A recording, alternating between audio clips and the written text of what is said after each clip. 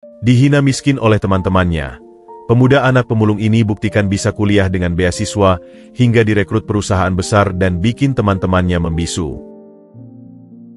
Halo semuanya, selamat datang di channel Jejak Inspirasi. Semoga kalian dalam keadaan sehat dan bahagia ya. Sebelum masuk ke ceritanya jangan lupa absen kalian dari mana saja ya.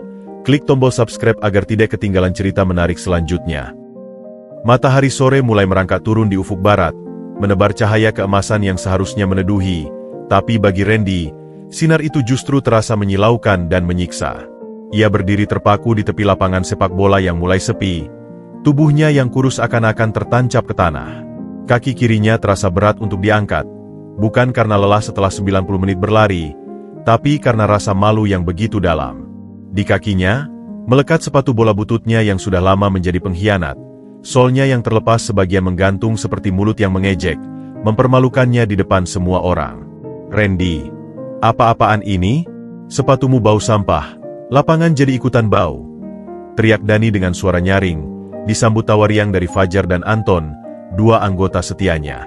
Randy mencoba membela diri, suaranya serak dan hampir hilang di antara desir angin. Aku tidak bisa menahannya, dan solnya sudah lama copot. Ya sudah, mendingan pulang saja sana. Ngumpulin botol aqua bekas sama bapak lo lebih berguna daripada bikin malu di sini. Sergah Dani lagi, kali ini lebih pedas. Anton dan Fajar tertawa semakin keras. Sementara beberapa pemain lain hanya memalingkan muka, tak tega tapi juga tak berani membela. Randy menunduk, pandangannya kabur. Ia mencoba menguatkan hati, mengingatkan dirinya bahwa ia sudah terbiasa dengan ejekan seperti ini. Tapi hari ini, rasanya berbeda. Hari ini, di depan hampir semua teman satu angkatannya, ia dihina begitu keji. Bagai kerikil tajam yang melukai telapak kaki yang sudah lecet, kata-kata Dani itu menusuk-nusuk relung hatinya yang paling dalam. Bukan cuma sepatunya, dan lihat tuh seragamnya, keringatnya aja kayak air comberan. Fajar menambahkan, menyempurnakan penghinaan itu. Randy menggigit bibirnya sampai nyaris berdarah. Ia ingin membalas, ingin berteriak bahwa mereka semua tak tahu rasanya bekerja keras, tak paham arti sebuah perjuangan. Tapi kata-kata itu terperangkap di kerongkongannya, terhambat oleh rasa rendah diri yang selama ini membelenggunya. Darahnya mendidih, tapi air matanya yang hampir menetes memaksanya untuk pergi. Lain kali kalau mau main, bawa sepatu yang bener, dong. Jangan cuma modal nekat. Dani melepas parting shot sebelum akhirnya berbalik dan pergi, diikuti oleh yang lain. Satu persatu, mereka meninggalkannya. Hening yang menyelimuti lapangan seketika berubah menjadi bisikan-bisikan hina yang tak terdengar namun terasa sangat nyata. Randy tetap berdiri di tempatnya, menatap sepatu bututnya yang malang. Sepatu itu adalah saksi bisu dari segala perjuangannya, dari jalanan berdebu hingga lapangan hijau yang tak pernah ramah padanya. Angin sore berhembus, membawa serta sisa-sisa tawa Dani dan kawan-kawan. Randy menarik napas dalam-dalam, berusaha menenangkan diri. Tapi yang tercium justru bau anyir sampah yang seolah-olah melekat pada dirinya, seperti cap yang tak bisa dilepas. Ia teringat pada ayahnya, Pak Surya, yang saat ini mungkin masih sedang membungkuk-bungkuk memilah sampah, berharap bisa mendapatkan beberapa ribu rupiah lagi untuk membiayai hidup mereka. "Ayah, maafkan aku," bisiknya lirih, sambil akhirnya memutuskan untuk berjalan pulang. Langkahnya berat, bukan hanya karena lelah, tapi karena beban yang dipikulnya. Beban kemiskinan, penghinaan, dan rasa tidak adil yang terus menggerogoti jiwanya. Namun, di balik semua kepedihan itu, ada satu hal yang tak pernah hilang, tekadnya. Seperti bara dalam sekam, api semangat itu tetap menyala, meski hampir padam diterpa cemoohan. Hari ini, ia kalah. Tapi ia berjanji pada dirinya sendiri, suatu saat nanti, ia akan membuktikan bahwa sepatu butut dan bau sampah bukanlah akhir dari segalanya. Bahwa di balik semua kekurangan, ada kekuatan yang jauh lebih besar dari sekadar penampilan. Langit telah berubah menjadi kanvas jingga keunguan ketika Randy akhirnya tiba di depan rumahnya. Sebuah gubuk reok yang berdiri tak jauh dari bantaran kali, dikelilingi oleh timbunan sampah yang seolah menjadi benteng pertahanan dari dunia luar. Bau anyir yang familiar, campuran antara sampah membusuk, plastik panas, dan logam basah, menyambutnya. Baginya, bau ini bukan lagi sesuatu yang memalukan, melainkan aroma perjuangan sehari-hari. Dari mana saja? Nak, kok telat sekali? Sapa Pak Surya dari balik tumpukan kardus bekas. Tubuhnya yang kerempeng terlihat jelas siluetnya di bawah cahaya lampu minyak yang temaram. Tangannya yang penuh urat dan kotor sedang dengan cekatan memilah botol-botol plastik berdasarkan warna dan jenisnya. Randy melepas sepatu bolanya yang compang-camping dengan gerakan hati-hati, mencoba menyembunyikan sol yang terlepas itu. Tadi main bola. Yah, jawabnya singkat, berusaha menutupi getar di suaranya. Pak Surya mengangkat matanya, dan dalam sekejap ia tahu ada yang tidak beres pada anak semata wayangnya itu. Lagi-lagi diejek sama teman-temanmu? Tanyanya lembut sambil menyapu keringat di dahannya dengan lengan baju. Randy hanya mengangguk pelan, tak sanggup mengucapkan lebih banyak.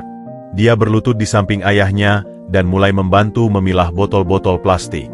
Sentuhan dingin botol bekas itu justru terasa menenangkan di tangannya yang masih panas karena malu. Randy, Pak Surya memecah kesunyian. Suaranya serak namun penuh ketegasan. Kita ini miskin, Nak. Tapi ingat baik-baik, kemiskinan ini hanya sementara. Yang penting, kita tidak boleh miskin semangat dan miskin harga diri. Randy mengangkat kepalanya. Matanya berbinar di kegelapan. Tapi ya, kenapa harus kita? Kenapa kita harus hidup seperti ini? Setiap hari aku dipermalukan, dihina, hanya karena kita pemulung. Pak Surya meletakkan botol yang sedang dipegangnya, lalu menatap langsung ke mata Randy. Dengarkan, Nak, setiap orang punya takdirnya masing-masing. Tanggung jawab kitalah untuk memperbaiki takdir itu. Lihat, katanya sambil mengambil sebuah buku pelajaran bekas dari tumpukan sampah di sampingnya. Meski ayah cuma tamat SD, ayah tahu betul bahwa inilah kunci untuk mengubah hidup kita. Buku matematika yang covernya sudah sobek dan halamannya menguning itu dipegangnya erat-erat. Ayah tidak bisa memberimu harta, tidak bisa belikan sepatu baru, tidak bisa belikan seragam bagus. Tapi ayah bisa memberimu ini, ilmu pengetahuan. Dan percayalah, Nak, ini lebih berharga dari semua emas di dunia. Air mata akhirnya menetes dari mata Randy, tapi kali ini bukan air mata kepedihan, melainkan air mata haru. Dia menerima buku itu dari tangan ayahnya, merasakan beratnya tidak hanya di tangan, tapi juga di hati. Ayah tidak pernah menyerah membawakan aku buku-buku bekas ini, meski kadang dapatnya cuma 1-2 dalam seminggu. Karena ayah percaya padamu, Randy. Suatu hari nanti, semua ejekan dan hinaan ini akan menjadi bahan bakar untuk kesuksesanmu. Pak Surya tersenyum, senyum lelah namun penuh keyakinan. Mereka menertawakanmu sekarang, tapi suatu hari nanti, merekalah yang akan terdiam melihat keberhasilanmu. Malam semakin larut ketika mereka berdua selesai memilah sampah. Randy masuk ke dalam gubuk mereka yang sempit, di mana satu-satunya meja kayu lapuk telah dipenuhi dengan buku-buku pelajaran bekas pemberian ayahnya. Di bawah cahaya lampu minyak yang berkedip-kedip, dia membuka buku matematika tadi. Terima kasih, Yah, bisik Randy sambil menatap keluar jendela, di mana bintang-bintang mulai bermunculan di langit malam. Aku janji tidak akan mengecewakan ayah. Aku akan buktikan bahwa anak pemulung juga bisa sukses. Dari kejauhan, suara jangkrik mulai terdengar, seiring dengan tekad baru yang menggelora dalam dada Randy. Malam itu, di antara tumpukan sampah dan kemiskinan, sebuah tekad baja lahir, tekad untuk mengubah takdir, bukan hanya untuk dirinya sendiri, tapi juga untuk ayahnya yang telah bekerja keras membanting tulang. Pagi itu, langit masih diselimuti kabut tipis ketika Randy melangkah pelan menuju gerbang sekolah. Setiap langkahnya terasa berat, bagai mengangkut beban penghinaan yang masih membekas dari pertemuan di lapangan bola kemarin. Seragamnya yang sudah dicuci bersih masih terlihat lusuh di beberapa bagian, dan tas jinjingnya yang usang seakan-akan berteriak mengumumkan kemiskinannya kepada dunia. Randy, tunggu sebentar. Suara itu membuatnya tertegun. Dari balik rumunan siswa yang ramai, Bu Sari, guru matematikanya yang masih muda namun penuh wibawa, berjalan mendekat dengan langkah pasti. Wajahnya yang biasanya cerah kini tampak berkerut penuh perhatian. Apakah kamu baik-baik saja? Tanyanya, suara rendah penuh kehangatan. Aku dengar tentang kejadian di lapangan bola kemarin. Randy menunduk, pipinya memerah. Saya baik-baik saja, Bu. Bu Sari menghela napas, Matanya yang tajam seolah bisa menembus langsung ke dalam jiwa Randy yang terluka. "Jangan berdusta padaku, nak. Aku tahu bagaimana perasaanmu. Tapi dengarkan baik-baik," katanya sambil menurunkan suaranya. "Ejekan mereka itu hanyalah angin lalu. Kamu memiliki sesuatu yang tidak dimiliki kebanyakan dari mereka, potensi yang luar biasa." Mereka berjalan beriringan menyusuri koridor yang mulai ramai. Beberapa siswa melirik penasaran, tapi Bu Sari tidak peduli. "Lihatlah nilai-nilaimu dalam matematika dan fisika," lanjut Bu Sari dengan semangat. "Mereka mungkin bisa mengejek penampilanmu, tapi mereka tidak bisa mengejek kecerdasanmu. Otakmu adalah senjatamu, Randy. Asahlah itu." Sesampainya di depan ruang guru, Bu Sari mengambil beberapa buku dari tasnya. "Ini untukmu. Buku-buku Olimpiade Matematika. Aku yakin kamu bisa menguasainya." Randy menerima buku-buku itu dengan tangan gemetar. "Terima kasih, Bu. Tapi, saya tidak mampu." "Jangan pernah katakan tidak mampu," potong Bu Sari tegas namun penuh kasih. "Kemampuanmu tidak ada hubungannya dengan keadaan finansialmu. Aku akan membimbingmu, membantu persiapan untuk Olimpiade Sains mendatang." Percakapan mereka terputus ketika bel berbunyi. Saat Randy berbalik untuk menuju kelasnya, hampir saja ia menabrak seseorang. "Maaf, aku tidak sengaja," ucap Sari, gadis dengan mata jernih dan senyum yang tulus. Tasnya yang sederhana namun rapi menggambarkan kepribadiannya yang tidak neko-neko. "Tidak apa-apa," jawab Randy cepat, berusaha menyembunyikan buku-buku pemberian Bu Sari di balik punggungnya. Sari melirik buku-buku itu, lalu tersenyum memahami. "Aku lihat tadi kamu berbicara dengan Bu Sari. Dia guru yang baik, ya?" Randy hanya menganggung, masih malu-malu. "Dan tentang kemarin," Sari menurunkan suaranya, "aku mendengar apa yang terjadi. Dani dan teman-temannya memang keterlaluan. Jangan dengarkan mereka." Mereka berjalan bersama menuju kelas. Untuk pertama kalinya sejak insiden di lapangan bola, Randy merasa ada secercah harapan. "Kau tahu," kata Sari sambil membuka pintu kelas, "keluargaku juga tidak mampu. Ayahku hanya penjaga warung, ibuku buruh cuci. Tapi aku percaya, dengan belajar keras, kita bisa mengubah nasib kita." Di sudut ruangan, Dani yang melihat mereka berdua masuk bersama langsung menyeringai. "Wah, si sampah sudah dapat teman baru. Cocok sekali, anak pemulung dan anak penjaga warung." Tawa kecil menyebar di sekitar mereka, tapi Sari tidak goyah. Dia menatap Dani dengan tajam. "Lebih baik jadi anak pemulung yang pintar daripada anak orang kaya yang otaknya kosong." Randy terkesima dengan keberanian Sari. Untuk pertama kalinya, ada seseorang yang membelanya secara terbuka. Sepanjang pelajaran, Randy bisa merasakan tataman Dani yang penuh kebencian dari belakang. Tapi kali ini, rasanya berbeda. Di sampingnya, ada Sari yang sesekali memberinya senyuman penyemangat. Dan di depan, Bu Sari mengajar dengan penuh semangat, sesekali melemparkan pandangan mendukung kepadanya. Ketika bel istirahat berbunyi, Sari membuka tas makannya. "Ibu membawakan bekal lebih hari ini. Mau berbagi?" Randy melihat nasi dengan lauk sederhana di kotak makan Sari, persis seperti bekal yang selalu dibawanya. Untuk pertama kalinya, ia tidak merasa sendirian dalam kesederhanaan. "Mungkin kau benar," bisik Randy sambil menerima separuh bekal yang ditawarkan Sari. "Mungkin kita memang bisa mengubah nasib kita." Sari mengangguk, matanya berbinar. "Tidak mungkin, Randy. Pasti. Asal kita punya keberanian untuk bermimpi dan bekerja keras." Di tengah cacian dan hinaan, Randy menemukan dua sekutu yang tidak terduga, seorang guru yang melihat potensinya, dan seorang teman yang memahami perjuangannya. Untuk pertama kalinya, ia mulai percaya bahwa mungkin, hanya mungkin, masa depannya tidak harus sama dengan keadaannya sekarang. Musim hujan telah tiba, dan langit kelabu seolah mencerminkan suasana hati Randy yang semakin berat. Namun, di tengah kegelapan itu, ada satu cahaya yang bersinar terang, pengumuman pemenang Olimpiade Matematika tingkat kota. Randy, dengan kerja kerasnya yang tak kenal lelah dan bimbingan Bu Sari, berhasil meraih juara pertama. Koran lokal memuat fotonya yang sederhana dengan senyum malu-malu, memegang piagam di depan sekolah. Bagi banyak orang, ini adalah kisah inspiratif. Bagi Randy, ini adalah pembuktian pertama bahwa jerih payahnya selama ini tidak sia-sia. Lihat, itu dia Randy, si jenius dari keluarga pemulung. Seru seorang siswa junior ketika Randy melewati koridor sekolah. Tapi sorak-sorai itu tidak berlangsung lama. 3 hari setelah pengumuman, suasana berubah drastis. Randy dipanggil ke ruang kepala sekolah. Ruangan yang biasanya terasa hangat itu kini terasa pengap dan menyesakan. "Randy, duduklah," kata Pak Hari, kepala sekolah, dengan wajah serius.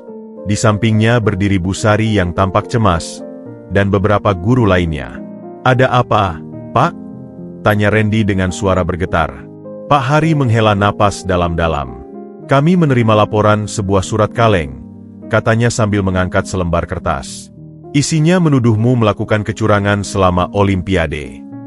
Dunia seakan runtuh di depan mata Randy. "Saya tidak mencontek, Pak. Saya bersumpah." "Surat ini juga menuduhmu mencuri uang kas kelas sebesar Rp500.000 yang hilang minggu lalu," tambah Pak Hari dengan berat hati. Randy merasa seperti ditampar. Air matanya meleleh tanpa bisa dibendung. "Itu tidak benar, Pak. Saya tidak akan pernah." Pintu ruang kepala sekolah terbuka tiba-tiba. Dani berdiri di sana dengan senyum tipis. "Maaf mengganggu, Pak. Saya hanya ingin mengatakan bahwa saya melihat Randy membawa kalkulator saintifik mewah minggu lalu. Dari mana dia dapat uang untuk beli itu kalau bukan dari uang kas yang hilang?" Bu Sari langsung bangkit. "Itu tidak mungkin. Randy menggunakan kalkulator standar milik sekolah selama Olimpiade." Tapi keraguan sudah terlanjur tersebar.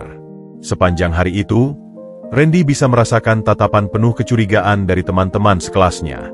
Ejekan yang dulu berupa cemoohan langsung, kini berubah menjadi bisikan-bisikan tajam di belakangnya.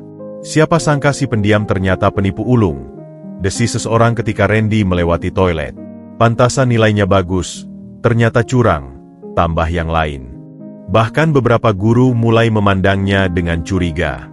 Nilai-nilai ujiannya yang biasanya sempurna kini diperiksa ulang dengan ketat. Setiap langkahnya seakan diawasi. Yang paling menyakitkan adalah ketika Sari mendekatinya di perpustakaan dengan wajah bingung. "Randy, aku percaya padamu. Tapi, dari mana kamu dapat kalkulator itu? Aku juga melihatnya di tasmu." Randy menarik napas dalam-dalam, berusaha menahan tangis. "Itu pemberian Bu Sari. Sari, hadiah karena aku juara Olimpiade. Tapi Bu Sari bilang lebih baik tidak diumumkan agar tidak memicu kecemburuan." Sari memandangnya dengan mata penuh penyesalan. Aku minta maaf, Ren. Aku seharusnya lebih percaya padamu." Tapi keraguan sudah terlanjur seperti racun yang menyebar. Prestasi yang seharusnya menjadi kebanggaannya, kini berubah menjadi sumber aib. Beberapa orang tua siswa bahkan menuntut agar gelar juara Randy dicabut. Puncaknya terjadi ketika Pak Hari memanggilnya lagi. "Randy, dengan berat hati, kami harus mempertimbangkan untuk membatalkan keikutsertaanmu dalam Olimpiade tingkat provinsi. Dan, ada kemungkinan kamu akan diskors sementara." Randy memandang kepala sekolah dengan mata berkaca-kaca. "Tapi Pak, saya tidak melakukan apa-apa. Saya bekerja keras untuk ini. Semua ini karena Dani." "Dani sudah memberikan kesaksiannya," potong Pak Hari dengan tegas. "Dan tanpa bukti yang mendukung ceritamu, kami harus bersikap adil pada semua pihak." Malam itu, Randy pulang dengan langkah gontai. Hujan deras menyambutnya, seolah ingin menyamarkan air mata yang tak henti mengalir di pipinya. Untuk pertama kalinya, tekadnya goyah. Rasanya tidak adil. Dia berjuang mati-matian, mencapai kesuksesan, hanya untuk direnggut oleh kebohongan dan kedengkian. "Apakah gunanya berusaha keras?" bisiknya pada hujan yang turun deras. "Jauh pada akhirnya orang hanya akan mencurigaimu dan menjatuhkanmu." Di tengah keputusasaannya, Randy hampir melupakan janjinya pada ayahnya. Hampir melupakan semua impian yang telah diperjuangkannya. Untuk pertama kalinya, anak yang selama ini kuat itu merasa ingin menyerah saja. Namun, di kedalaman hatinya, api kecil itu masih menyala. Meski nyaris padam, bara semangat itu masih ada, menunggu angin yang tepat untuk kembali berkobar. Hari-hari berikutnya terasa seperti berjalan di atas bara bagi Randy. Setiap langkahnya di sekolah diiringi bisikan-bisikan tajam yang menusuk dari segala penjuru. Penipu, pencopet, pembohong. Kata-kata itu bergema di koridor, kelas, bahkan sampai ke lapangan sekolah. Randy yang biasanya tegak sekarang berjalan dengan punggung membungkuk, seolah menanggung beban dunia di pundaknya yang masih renta. Puncaknya terjadi ketika Bu Sari, dengan wajah berkerut penuh kecemasan, menemui Randy di perpustakaan yang sepi. "Randy, keadaan semakin serius.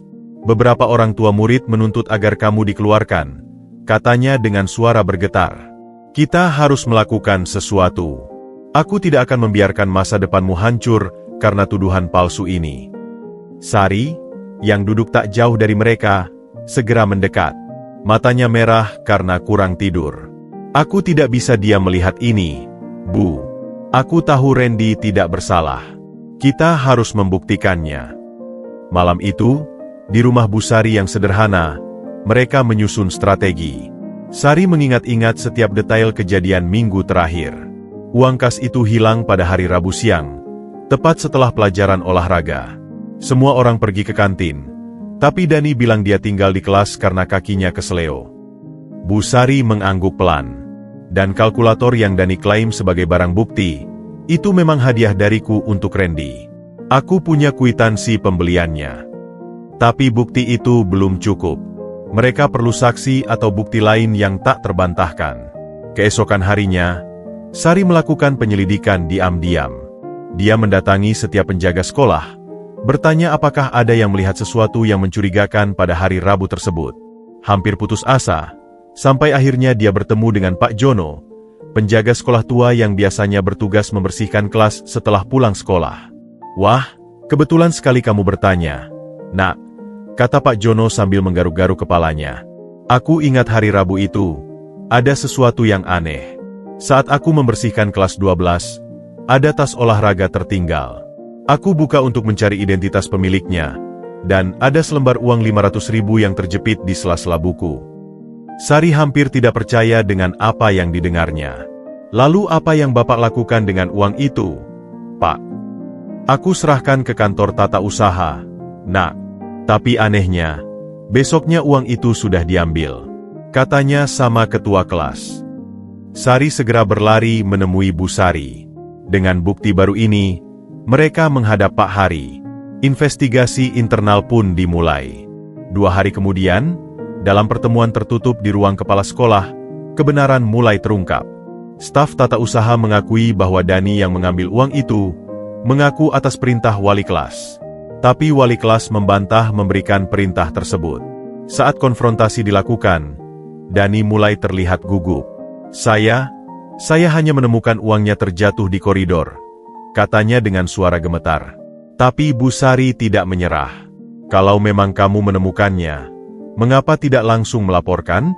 Dan mengapa justru menuduh Randy mencurinya?" Tekanan yang semakin besar membuat Dani akhirnya jebol. Dengan mata berkaca-kaca dan suara tersendat-sendat, dia mengakui segala kebohongannya. Saya iri padanya. Dia yang cuma anak pemulung, bisa lebih pintar dari saya. Saya tidak tahan melihatnya mendapat pujian dari semua orang." Ruangan seketika hening. Randy yang duduk di samping Bu Sari hanya bisa menatap kosong ke depan. Rasanya lebih sakit dari semua ejekan yang pernah diterimanya, mengetahui bahwa seseorang bisa begitu membencinya hanya karena keberhasilannya. Pak Hari menghela napas panjang. "Dani, kau tahu konsekuensi dari perbuatanmu? Tidak hanya memfitnah, tapi juga mencuri dan berbohong." Dani hanya bisa mengangguk. Air mata mengalir deras di pipinya. Keputusan diumumkan keesokan harinya. Dani diskors selama 2 minggu dan dicabut dari semua posisi organisasi di sekolah. Sementara Randy dinyatakan bersih dari semua tuduhan dan dipulihkan haknya untuk mengikuti olimpiade tingkat provinsi. Tapi kemenangan ini terasa pahit bagi Randy. Saat dia berjalan menyusuri koridor setelah pengumuman, tatapan yang diterimanya kini berubah, dari kecurigaan menjadi rasa kasihan atau penyesalan. Beberapa teman yang dulu mengejeknya sekarang mencoba mendekat, tapi Randy sudah terluka terlalu dalam. Apakah ini yang namanya keadilan? Tanyanya pada Sari saat mereka duduk di kantin. Dani dihukum, tapi lukanya padaku tidak bisa sembuh begitu saja. Sari memandangnya dengan mata penuh pengertian. Tidak, Ren. Tapi ini membuktikan satu hal, kebenaran akhirnya akan terungkap. Dan kau telah membuktikan ketabahanmu. Yang paling menyedihkan adalah ketika Randy melihat Dani membersihkan lokernya untuk terakhir kali sebelum skors. Untuk sejenak, mata mereka bertemu. Dalam pandangan Dani, Randy tidak lagi melihat kebencian, tapi penyesalan yang dalam. Maafkan aku, Randy. Bisik Dani hampir tak terdengar sebelum berbalik dan pergi. Randy tidak membalas. Dia tahu, meski nama baiknya sudah dipulihkan, sesuatu di dalam dirinya telah berubah selamanya. Dia belajar pelajaran pahit bahwa dalam hidup, terkadang keberhasilan bisa memicu kebencian, dan bahwa keadilan tidak selalu membawa kelegaan. Tapi dalam kepahitan itu, tumbuh pula kekuatan baru. Ketabahannya telah teruji, dan dia berhasil melewatinya. Saat dia memandangi piagam olimpiadenya yang akhirnya dikembalikan ke dinding kelas, sebuah tekad baru lahir dalam hatinya. Dia akan terus membuktikan bahwa kejujuran dan kerja keras akan selalu menang pada akhirnya. Malam itu, di rumahnya yang sederhana, Randy berkata pada ayahnya, "Ayah, hari ini aku belajar bahwa kebenaran itu seperti berlian. Meski dilemparkan ke dalam lumpur, dia akan tetap berkilau." 6 bulan setelah kasus fitnah itu, suasana sekolah terasa berbeda. Musim hujan telah berganti dengan terik matahari yang menyengat, seiring dengan semakin dekatnya ujian akhir nasional. Bagi Randy, bulan-bulan terakhir ini adalah periode penyembuhan dan pembuktian diri. Setiap tatapan curiga telah berubah menjadi hormat. Setiap bisikan hina telah berganti dengan decak kagum. Pagi itu, Randy duduk di perpustakaan bersama Sari, menyelesaikan soal-soal latihan matematika yang rumit. Sinar matahari pagi menyelinap melalui jendela, menerangi wajahnya yang kini lebih berisi dan penuh keyakinan. "Ujian besok, Ren. Kamu siap?" tanya Sari sambil menutup buku fisikanya. Randy mengangguk. Meski matanya masih tertancap pada deretan rumus di depannya. "Harus siap, Sar. Ini adalah kesempatan emas kita. Beasiswa di universitas negeri itu harus kita raih." Namun, di balik ketenangannya, ada kegelisahan yang menggerogoti. Seminggu yang lalu, Bu Sari memanggilnya ke ruang guru dengan wajah yang tidak biasa. "Randy, ada kabar tentang beasiswa yang kamu incar," kata Bu Sari sambil memegang selembar kertas. "Kuota untuk kota kita dikurangi. Hanya ada 1 kursi yang tersedia." Saat itu, Randy merasa dunia berputar lebih cepat. "Tapi Bu, nilai-nilai saya." "Aku tahu, Nak, nilaimu sempurna. Tapi keputusan ini tidak hanya berdasarkan akademik saja. Ada pertimbangan lain." Bu Sari tampak berhati-hati memilih kata-kata. Kini, di hari H pengumuman kelulusan, jantung Randy berdebar tak karuan. Dia berdiri di antara ratusan siswa lainnya di halaman sekolah. Tangannya berkeringat dingin. Sari memegang erat tangannya dari samping. "Tenang, Ren. Apapun hasilnya, kita sudah berusaha maksimal," bisik Sari meyakinkan. Pak Hari naik ke podium, mikrofon di tangannya. "Selamat pagi, anak-anakku. Hari ini adalah hari yang kalian nantikan. Setelah 3 tahun belajar keras, akhirnya tiba saatnya untuk mengetahui hasil perjuangan kalian." Satu persatu nama diumumkan. Setiap kali ada nama yang disebut, sorak-sorai menggema di halaman sekolah. Randy menunggu dengan napas tertahan. "Dan untuk peringkat pertama sekolah kita, dengan nilai sempurna di semua mata pelajaran." Pak Hari berhenti sejenak, matanya mencari-cari di kerumunan. "Randy!" Gemuruh tepuk tangan membahana. Sari memeluknya erat, terisak haru. Tapi Randy tidak bisa sepenuhnya menikmati momen ini. Pikirannya tertuju pada satu hal, beasiswa. Setelah upacara, Bu Sari mendekatinya dengan wajah yang sulit dibaca. "Randy, ikut ibu sebentar." Mereka berjalan menuju ruang guru yang sudah sepi. Di sana, Bu Sari mengeluarkan selembar surat. "Ini tentang beasiswa ke universitas negeri," katanya pelan. "Kamu tidak diterima." Randy merasa kakinya lemas. "Tapi, kenapa, Bu? Nilai saya." "Bukan karena nilaimu, Randy. Nilaimu sempurna. Tapi, Busari menarik napas dalam, ada pertimbangan dari pihak universitas. Mereka lebih memprioritaskan siswa dari sekolah yang lebih established. Air mata mulai menggenang di mata Randy. Tapi sebelum keputusasaannya sempurna, Busari mengeluarkan surat lain.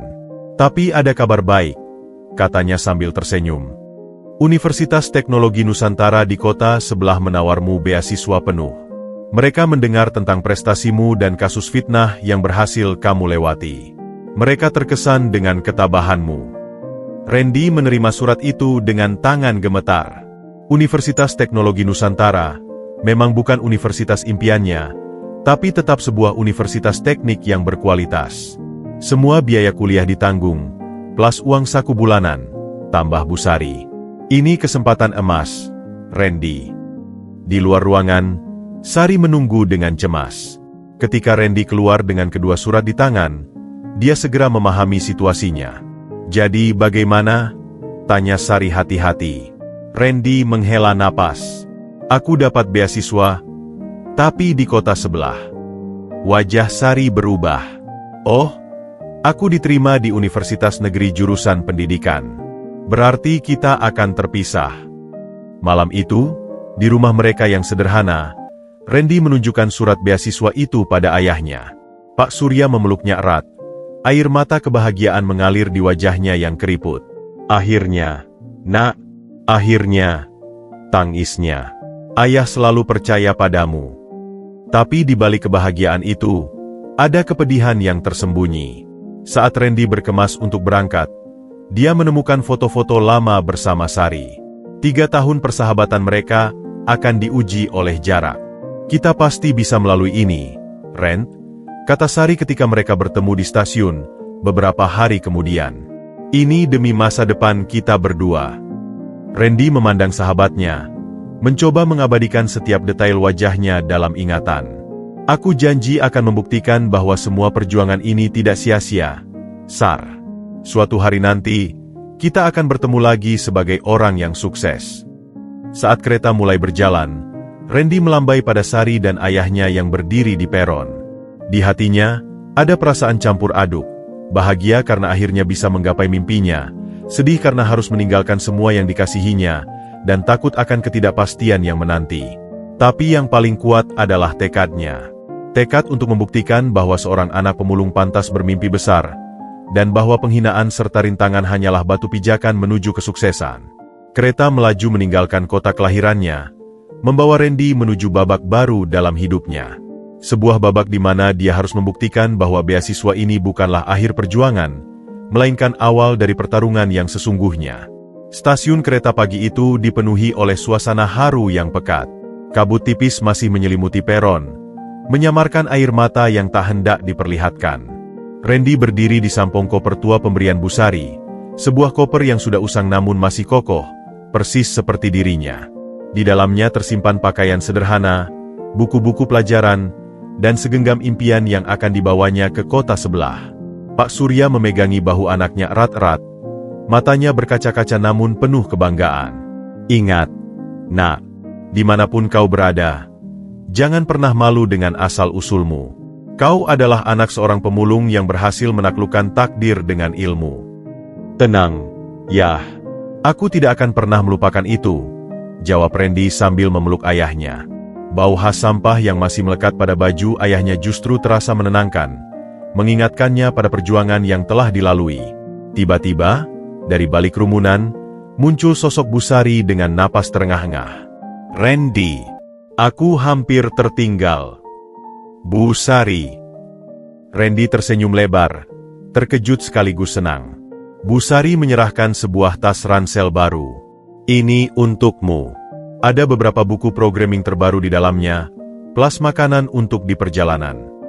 Matanya kemudian berbinar-binar. Dan ini yang terpenting, katanya sambil mengeluarkan amplop coklat. Rekomendasi untuk magang di perusahaan teknologi di kota sana.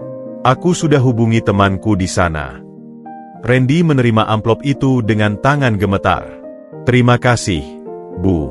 Tanpa bantuan Ibu, mungkin aku tidak akan sampai di titik ini.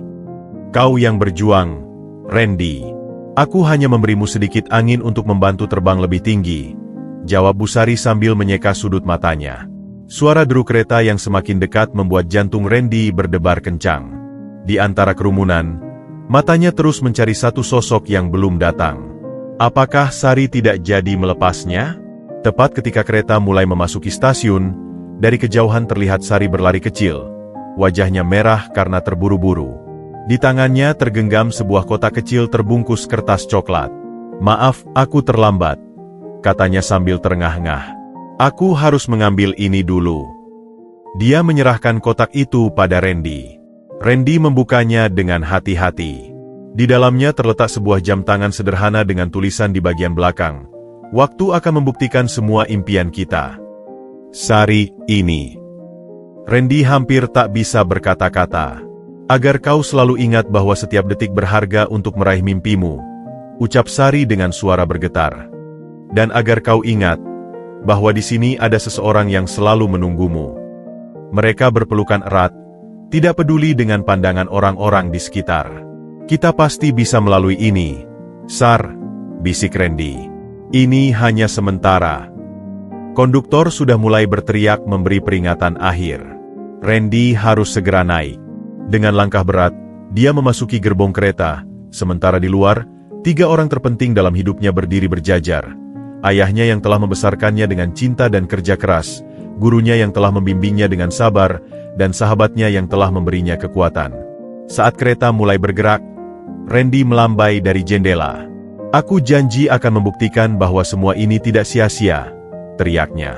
Sari berlari kecil mengikuti kereta yang mulai melaju. "Jangan lupa menelpon. Belajar yang rajin. Jangan sampai sakit." Kereta semakin cepat, hingga akhirnya sosok-sosok itu menghilang dari pandangan. Randy duduk di kursinya, memandang kota kelahirannya yang semakin mengecil. Di tangannya masih tergenggam erat jam pemberian Sari. Perjalanan 4 jam menuju kota sebelah terasa seperti perjalanan menuju dunia yang sama sekali baru. Randy memandang keluar jendela, melihat pemandangan sawah dan gunung yang berganti-ganti. Dalam hatinya, dia berjanji. Pertama, dia akan lulus dengan nilai terbaik. Kedua, dia akan membawa ayahnya keluar dari kehidupan sebagai pemulung. Ketiga, dia akan membuktikan pada semua orang yang pernah meremehkannya bahwa latar belakang tidak menentukan masa depan. Saat kereta memasuki terowongan, kegelapan sejenak menyelimuti gerbong. Tapi seperti kehidupan yang akan dijalaninya, setelah kegelapan selalu ada cahaya. Ketika kereta keluar dari terowongan, sinar matahari menerpa wajahnya, seolah menyambut babak baru dalam hidupnya. Randy mengencangkan jam tangan di pergelangan tangannya. Waktu terus berjalan, dan begitu pula dengan mimpinya. Perjalanan panjang telah dimulai, dan dia siap menghadapi semua tantangan yang menanti. Kereta akhirnya melambat memasuki stasiun utama kota metropolitan. Suara riuh rendah penumpang, deri tram kereta, dan suara pengumuman melalui pengeras suara menyambut Randy dengan sebuah realitas baru yang mengejutkan. Kota ini berbeda sama sekali dengan kota kelahirannya yang tenang. Di sini, segalanya bergerak cepat, hiruk-pikuk, dan penuh dengan gedung-gedung tinggi yang seolah menantang langit. Dengan koper tua di satu tangan dan tas ransel pemberian Busari di punggung, Randy turun dari kereta dengan perasaan campur aduk. Matanya yang masih sembab karena perpisahan kini harus melebarkan pandangan untuk menyerap pemandangan baru yang begitu berbeda dengan lingkungan pemukiman kumuh di pinggir kali tempatnya dibesarkan. "Randy! Randy, di sini!" teriak seorang pemuda berkacamata dengan ramah, mengacungkan papan nama bertuliskan Universitas Teknologi Nusantara. Randy menghampirinya dengan langkah ragu-ragu. "Saya Randy. Apakah Anda dari kampus?" "Iya. Betul. Saya Andi, mahasiswa semester 3 yang ditugaskan menjemput mahasiswa baru penerima beasiswa," kata pemuda itu sambil menyodorkan tangan. "Senang bertemu denganmu. Kami sudah mendengar tentang prestasimu." Perjalanan menuju kampus dengan mobil kampus yang sudah tua memberikan Randy pemandangan kota yang semakin membuatnya merasa kecil. Mal-mal megah, restoran-restoran mewah, dan mobil-mobil mahal melintas di sekelilingnya. Andi, yang duduk di sampingnya, sepertinya membaca pikiran Randy. "Luar biasa, ya? Awalnya aku juga kaget waktu pertama kali datang ke sini," kata Andi sambil tersenyum. Aku dari desa di pelosok NTT. Dulu waktu pertama kali lihat eskalator saja, aku hampir terjatuh karena bingung cara naiknya. Cerita Andi sedikit membuat Randy tersenyum dan merasa lebih tenang. Setidaknya dia tidak sendirian. Namun, ketenangan itu tidak berlangsung lama.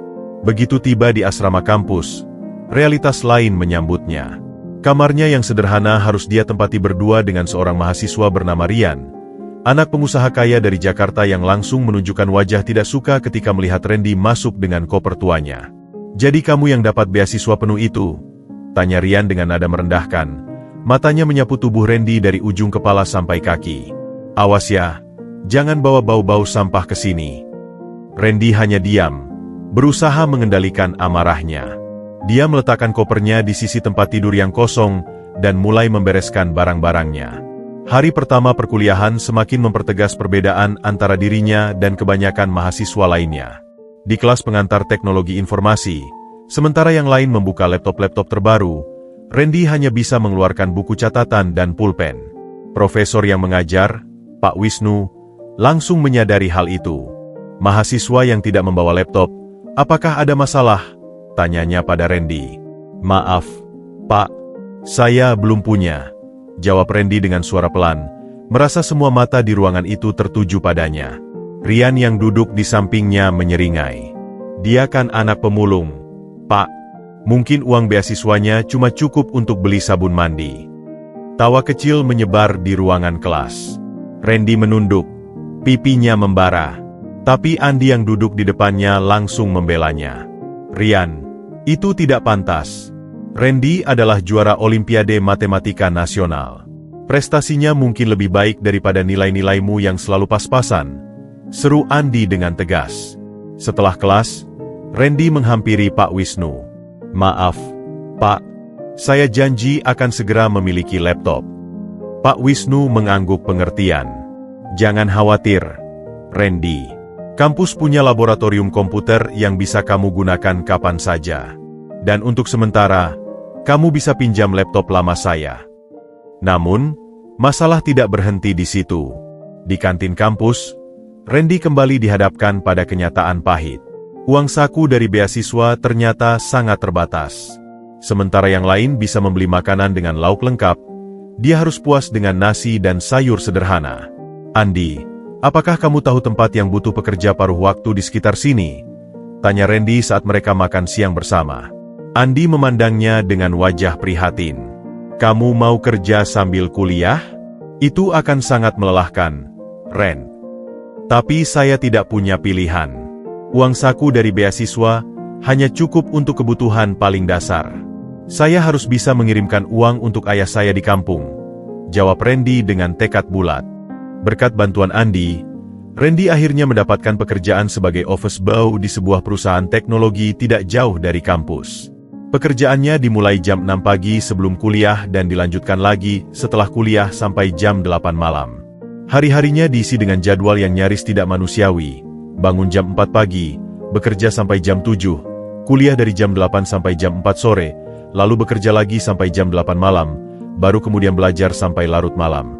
Suatu malam, setelah hari yang sangat melelahkan, Randy duduk sendiri di kamar asramanya. Rian sedang pulang ke Jakarta untuk akhir pekan, jadi dia bisa menikmati kesendiriannya. Di tangannya tergenggam jam pemberian Sari. Dia mengirimkan pesan singkat padanya. "Sar, hari ini berat.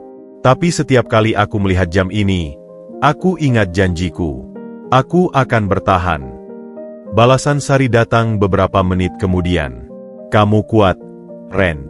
Lebih kuat dari yang kamu kira. Ingat, setelah hujan yang paling deras, pelangi yang paling indah akan muncul."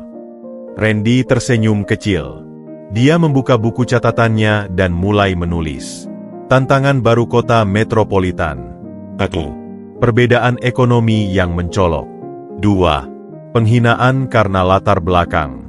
3. Keterbatasan finansial. 4. Jadwal yang padat dan melelahkan. 5. Tekanan akademis. Lalu di bawahnya, dia menulis, "Senjata yang aku punya. 1. Tekad yang membara. 2. Pengalaman hidup yang keras. 3.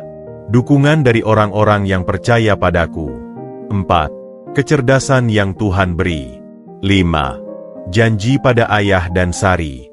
Dia menatap tulisan itu lama sekali, sebelum akhirnya menutup buku catatannya dan membuka buku pelajaran.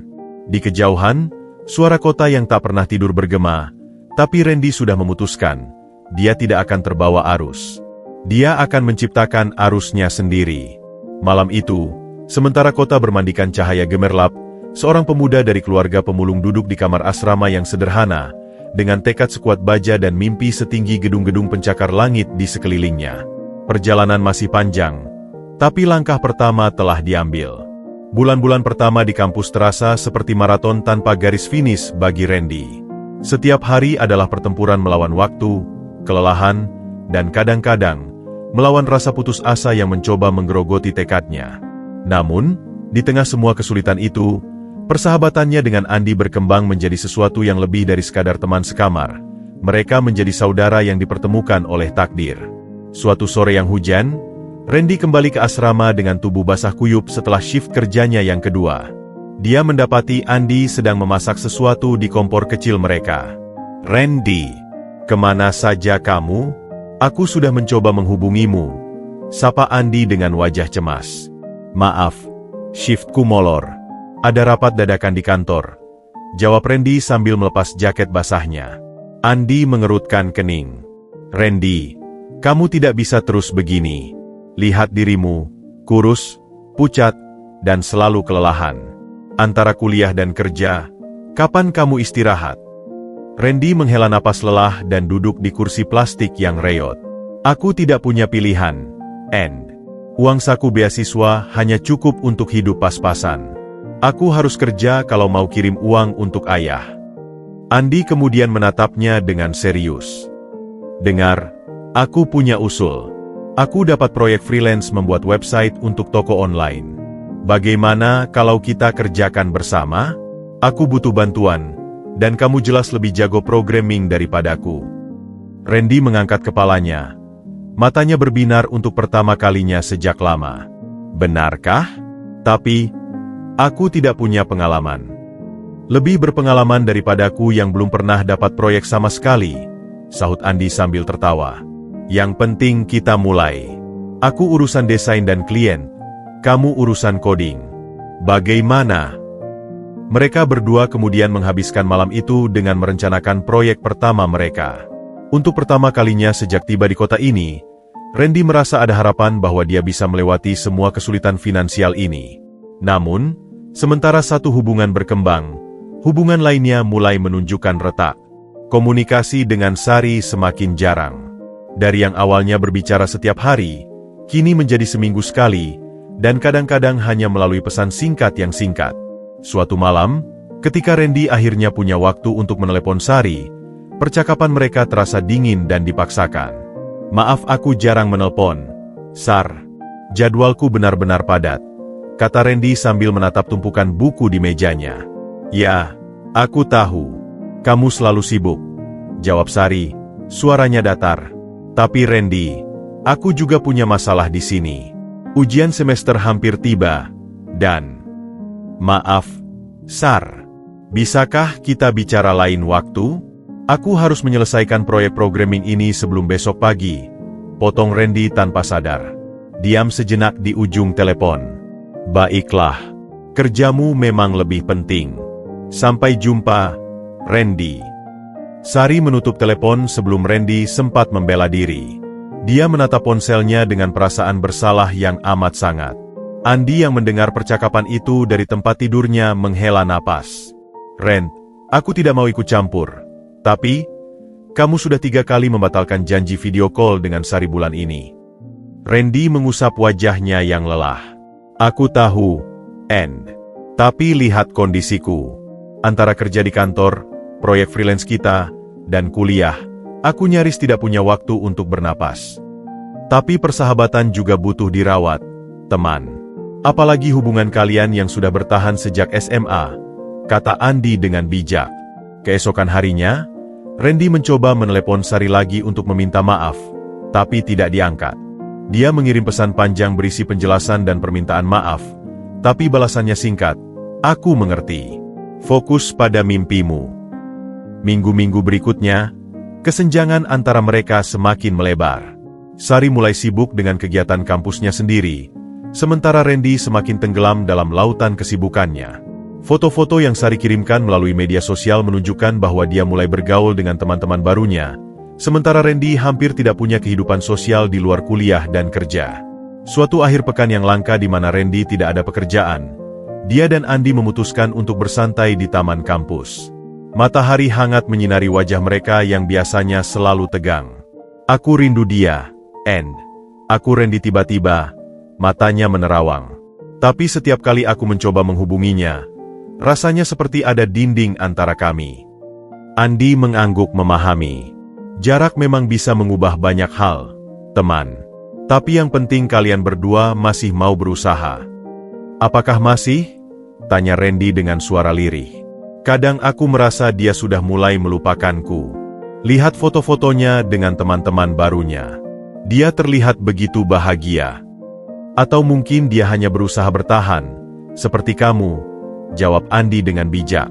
Kalian berdua sedang berjuang di dunia yang berbeda. Mungkin yang kalian butuhkan adalah saling pengertian, bukan saling menyalahkan. Nasihat Andi terngiang-ngiang di pikiran Randy sepanjang hari. Malam itu, dia duduk di depan komputernya dan menulis email panjang untuk Sari. Dia menceritakan semua kesulitan yang dihadapinya, kerinduannya, dan penyesalannya karena telah mengabaikan persahabatan mereka. Dia tidak meminta maaf lagi, tapi berjanji untuk berusaha lebih baik. Beberapa jam kemudian, balasan dari Sari datang. Isinya sama panjangnya, berisi pengakuan bahwa dia juga merasa kesepian dan kesulitan beradaptasi dengan kehidupan kampus yang baru. Dia mengaku iri melihat Randy yang sepertinya begitu mandiri dan kuat, sementara dia seringkali merasa takut dan ragu.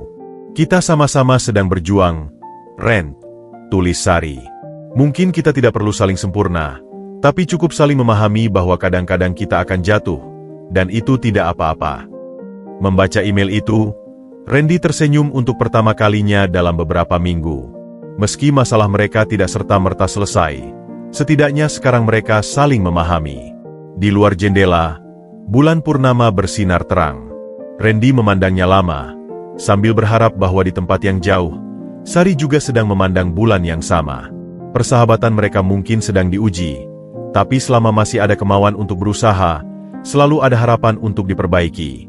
Dia kemudian kembali ke meja kerjanya, dengan hati yang sedikit lebih ringan. Masih ada proyek yang harus diselesaikan, masih ada ujian yang harus dipersiapkan, tapi setidaknya malam ini, dia belajar bahwa dalam perjalanan mengejar mimpi, dia tidak boleh melupakan orang-orang yang telah membantunya sampai sejauh ini. Semester kedua perkuliahan dimulai dengan intensitas yang semakin meninggi. Bagi Randy, ini berarti pertarungan yang lebih sengit melawan waktu, kelelahan, dan tekanan finansial yang tak kunjung usai. Namun, di balik awan kelabu yang menyelimuti hari-harinya, mulai muncul sinar-sinar kecil harapan yang perlahan mengubah perjalanannya. Pagi itu, Randy duduk di barisan depan kelas pemrograman lanjut. Matanya tertancap pada layar proyektor yang menampilkan kode kompleks. Profesor Hartono, seorang dosen muda yang dikenal sangat ketat, baru saja memberikan tantangan programming yang membuat sebagian besar mahasiswa mengeluh. Bayangkan kalian harus membuat algoritma untuk mengoptimalkan rute pengumpulan sampah di kota besar, kata Profesor Hartono dengan suara lantang. Ini bukan hanya teori. Perusahaan pengelola sampah kota sedang mencari solusi untuk masalah ini. Randy mendengarkan dengan saksama. Pikirannya langsung bekerja. Pengalaman hidupnya sebagai anak pemulung memberinya insight yang tidak dimiliki mahasiswa lainnya. Dia tahu persis bagaimana pola pengumpulan sampah yang tidak efisien. Bagaimana pemulung seperti ayahnya harus menghabiskan waktu berjam-jam hanya untuk mencari rute yang tepat. Profesor, boleh saya bertanya? Randy mengangkat tangan. Apakah algoritma ini juga mempertimbangkan faktor kepadatan permukiman dan pola hidup masyarakat di daerah tertentu? Profesor Hartono menatapnya dengan interest yang mendalam. Pertanyaan yang bagus. Silakan elaborasi. Dari pengamatan saya, lanjut Randy dengan percaya diri yang tumbuh perlahan, daerah permukiman padat memiliki pola produksi sampah yang berbeda dengan daerah perkantoran. Juga, ada perbedaan signifikan antara daerah kumuh dan daerah elit dalam hal jenis sampah yang dihasilkan. Seluruh kelas terhenyak. Rian yang duduk di belakang Randy mendesis. Dasar anak pemulung, sok tahu. Tapi Profesor Hartono justru mendekati Randy dengan antusias. Luar biasa, perspektif yang segar. Amu, Randy, bukan? Nilai-nilaimu di mata kuliah saya selalu sempurna.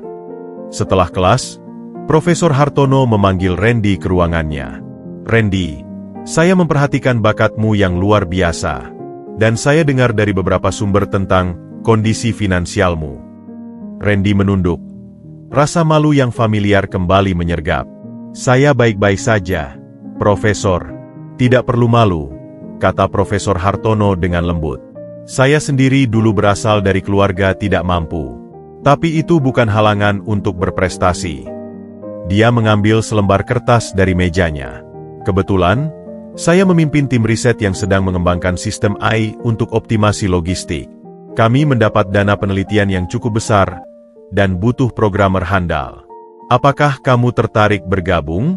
Ini posisi berbayar. Randy hampir tidak percaya dengan apa yang didengarnya. Benarkah, Profesor? Tapi, saya hanya mahasiswa semester 2. Bakat tidak mengenal semester, Randy. Saya melihat potensi besar padamu. Dan pengalaman hidupmu justru menjadi nilai tambah yang tidak ternilai untuk proyek ini. Malam itu, Randy bergegas pulang ke asrama dengan hati berbunga-bunga.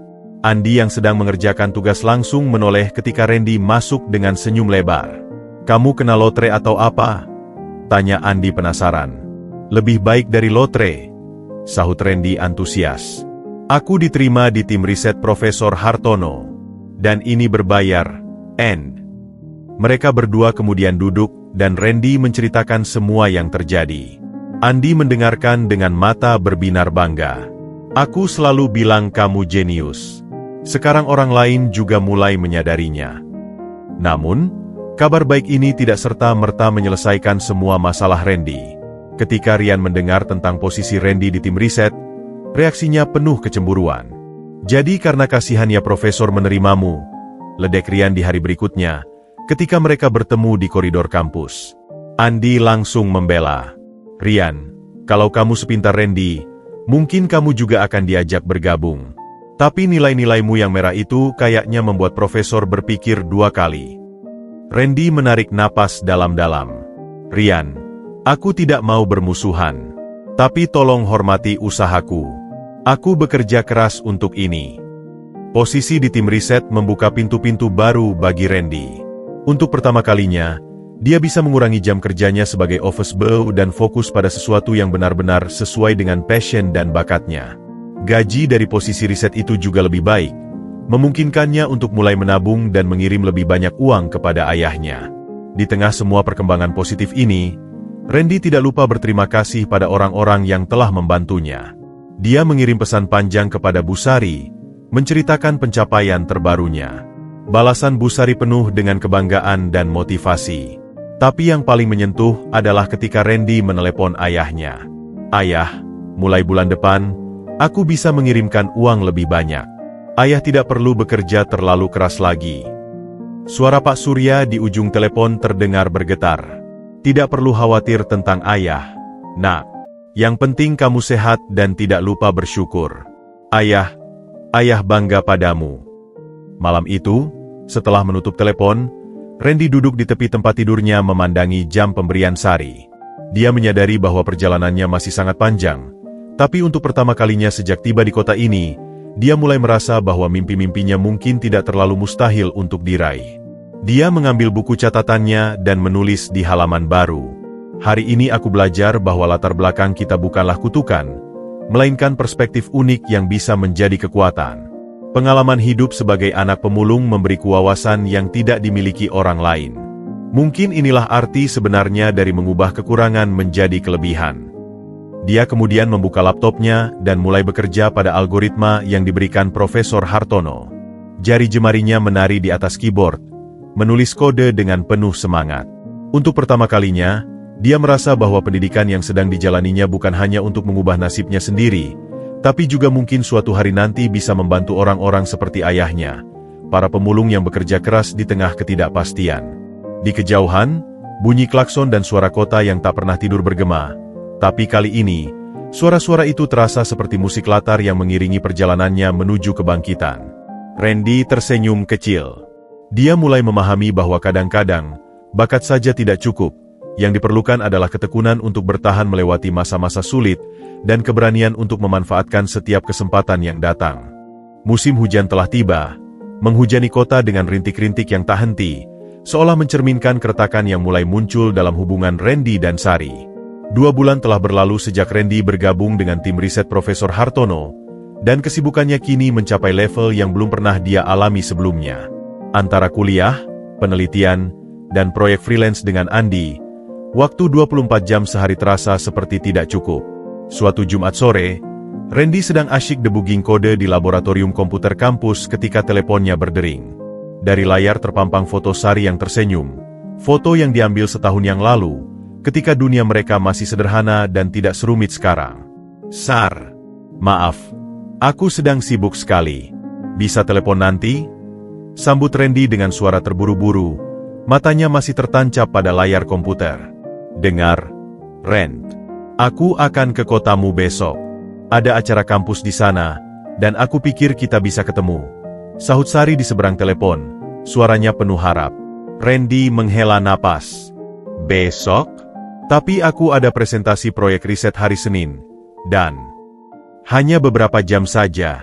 "Randy, sudah 3 bulan kita tidak bertemu," potong Sari, nada suaranya mulai kesal. Akhirnya, setelah sedikit perdebatan, mereka setuju bertemu di sebuah kafe dekat kampus Randy keesokan harinya. Pertemuan itu dimulai dengan canggung. Sari datang dengan pakaian yang jelas-jelas baru dibeli. Gaun sederhana namun rapi yang membuat Randy sadar akan seragamnya yang sudah lusuh. Mereka duduk di sudut kafe. Cangkir kopi di antara mereka bagai tembok yang memisahkan 2 dunia yang semakin menjauh. "Kamu terlihat lelah," ucap Sari, memecah kesunyian. "Proyek risetnya lebih menantang dari yang kuduga," jawab Randy sambil bermain-main dengan sendok. "Tapi gajinya lumayan. Aku bisa nabis untuk..." "Selalu tentang pekerjaan dan uang, ya?" sela Sari dengan nada getir. "Dulu kita bisa bicara tentang banyak hal. Sekarang yang keluar dari mulutmu cuma kode programming dan deadline." Randy menatapnya, merasa tersinggung. "Aku harus berpikir praktis, Sar. Hidup di kota ini mahal, dan aku punya tanggung jawab pada ayah." "Dan aku? Apakah aku masih termasuk dalam prioritasmu?" tanya Sari, matanya mulai berkaca-kaca. Tepat saat Randy hendak menjawab, teleponnya berdering. Dari layar terpampang nama Profesor Hartono. "Maaf, Sar. Ini penting," ucap Randy sambil mengangkat telepon. "Iya, Profesor? Masalah dengan algoritma? Baik, saya segera ke lab." Saat Randy menutup telepon, dia melihat air mata mengalir di pipi Sari. "Selalu begitu. Setiap kali kita bertemu, selalu ada sesuatu yang lebih penting," tangis Sari, suaranya gemetar. "Aku datang jauh-jauh, menghemat uang jajan selama sebulan untuk bisa naik bus ke sini, dan kamu bahkan tidak bisa memberiku waktu 2 jam penuh." Randy merasa bersalah, tapi juga kesal. "Kamu tidak mengerti tekanan yang kuhadapi, Sar. Aku tidak seperti kamu yang bisa fokus kuliah saja. Aku harus bekerja, harus mencari uang, harus membuktikan bahwa aku pantas mendapat beasiswa ini. Dan aku? Apakah aku tidak berhak dapat perhatian?" Sari berdiri, tasnya sudah dipegang erat. Mungkin kita memang berbeda jalan sekarang, Randy. Kamu sibuk dengan duniamu yang baru, dan aku hanya jadi beban bagimu." "Itu tidak benar. Kamu tahu betapa berartinya kamu bagiku," bantah Randy, tapi raut wajahnya yang lelah membuat kata-katanya kehilangan kekuatan. Sari menggeleng, air matanya semakin deras. "Dulu, waktu kita masih di kampung halaman, kamu selalu punya waktu untukku. Sekarang aku merasa seperti mengganggumu." Mereka berdiri di luar kafe, hujan rintik-rintik membasahi pakaian mereka. Suasana tegang bagai ada dinding tak terlihat yang memisahkan mereka. "Aku tidak tahu lagi harus berkata apa, Ren," bisik Sari akhirnya. "Aku lelah selalu menunggu, lelah jadi yang kedua setelah pekerjaanmu, lelah merasa sendiri meski kita masih dalam hubungan. Randy menarik napas dalam. Apa yang kau inginkan dariku, Sar? Haruskah aku mengorbankan masa depanku? Melepas kesempatan yang mungkin tidak datang 2 kali? Tidak. Aku hanya ingin kamu ada. Secara emosional, secara fisik. Aku ingin kita bisa melalui ini bersama, bukan sendiri-sendiri. Teriak Sari, suaranya nyaris hilang dalam derai hujan. Pertengkaran mereka mencapai puncak ketika Randy tanpa sengaja berkata, Mungkin kita butuh waktu untuk sendiri-sendiri. Aku tidak bisa memberimu yang kau inginkan sekarang. Jadwalku terlalu padat, tanggung jawabku terlalu banyak. Diam yang menyelimuti mereka lebih menyakitkan dari kata-kata pedas apapun. Sari memandangnya dengan tatapan hancur. Jadi itulah yang kau inginkan? Jeda? Tanyanya dengan suara lirih. Bukan jeda, tapi ruang. Aku butuh ruang untuk fokus pada tujuanku sekarang, jawab Randy, meski hatinya menjerit menentang kata-katanya sendiri. Sari mengangguk perlahan, wajahnya bagai patung yang patah. Baiklah, kalau itu yang kau mau, aku akan memberimu semua ruang yang kau butuhkan. Dia berbalik dan berjalan meninggalkan Randy yang berdiri terpaku di bawah hujan. Langkah Sari perlahan menghilang di ujung jalan, membawa serta sisa-sisa hubungan yang dulu begitu berarti. Malam itu, Randy duduk sendiri di laboratorium, matanya kosong menatap layar komputer. Andi yang menemukannya beberapa jam kemudian langsung tahu ada yang tidak beres. Randy, apa yang terjadi? Tanya Andi khawatir. Mungkin aku baru saja kehilangan hal terbaik yang pernah terjadi dalam hidupku, jawab Randy dengan suara hampa. Tapi aku tidak punya pilihan, Anne. Aku harus fokus. Aku tidak bisa membiarkan perasaan mengganggu tujuanku. Andi duduk di sampingnya. Kadang-kadang, tujuan kita yang terbesar justru adalah menemukan keseimbangan, teman. Bukan mengorbankan satu hal untuk hal lainnya. Tapi kata-kata itu tidak bisa menembus dinding yang telah dibangun Randy di sekeliling hatinya. Dia membuka laptop dan mulai mengetik lagi, menggunakan pekerjaan sebagai pelarian dari rasa sakit yang mulai menggerogoti jiwanya. Di kota yang berbeda, Sari menangis di kamar asramanya, memegang erat foto mereka berdua di masa lalu. 2 orang yang saling mencintai, terpisah bukan oleh jarak geografis, tapi oleh prioritas dan tanggung jawab yang berbeda.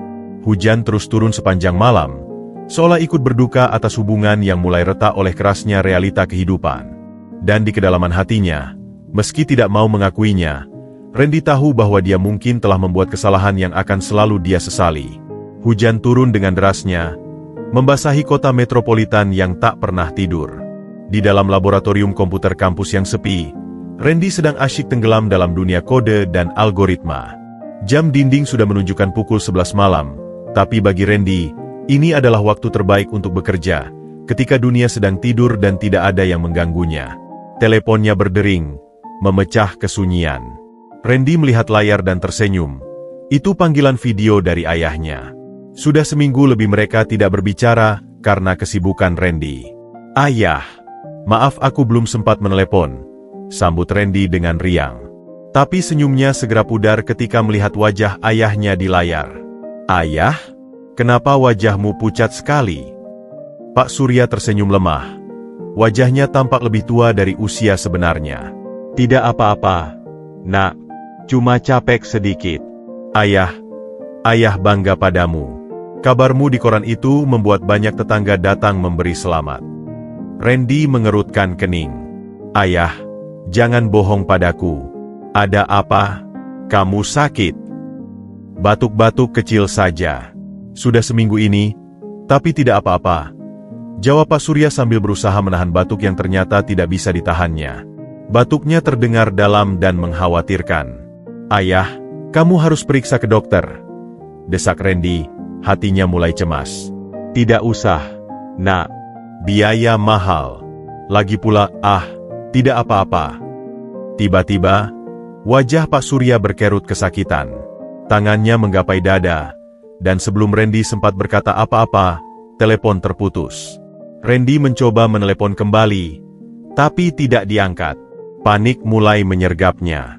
Dia menelepon tetangga terdekat mereka, Bu Marni. Bu, tolong periksa ayah saya.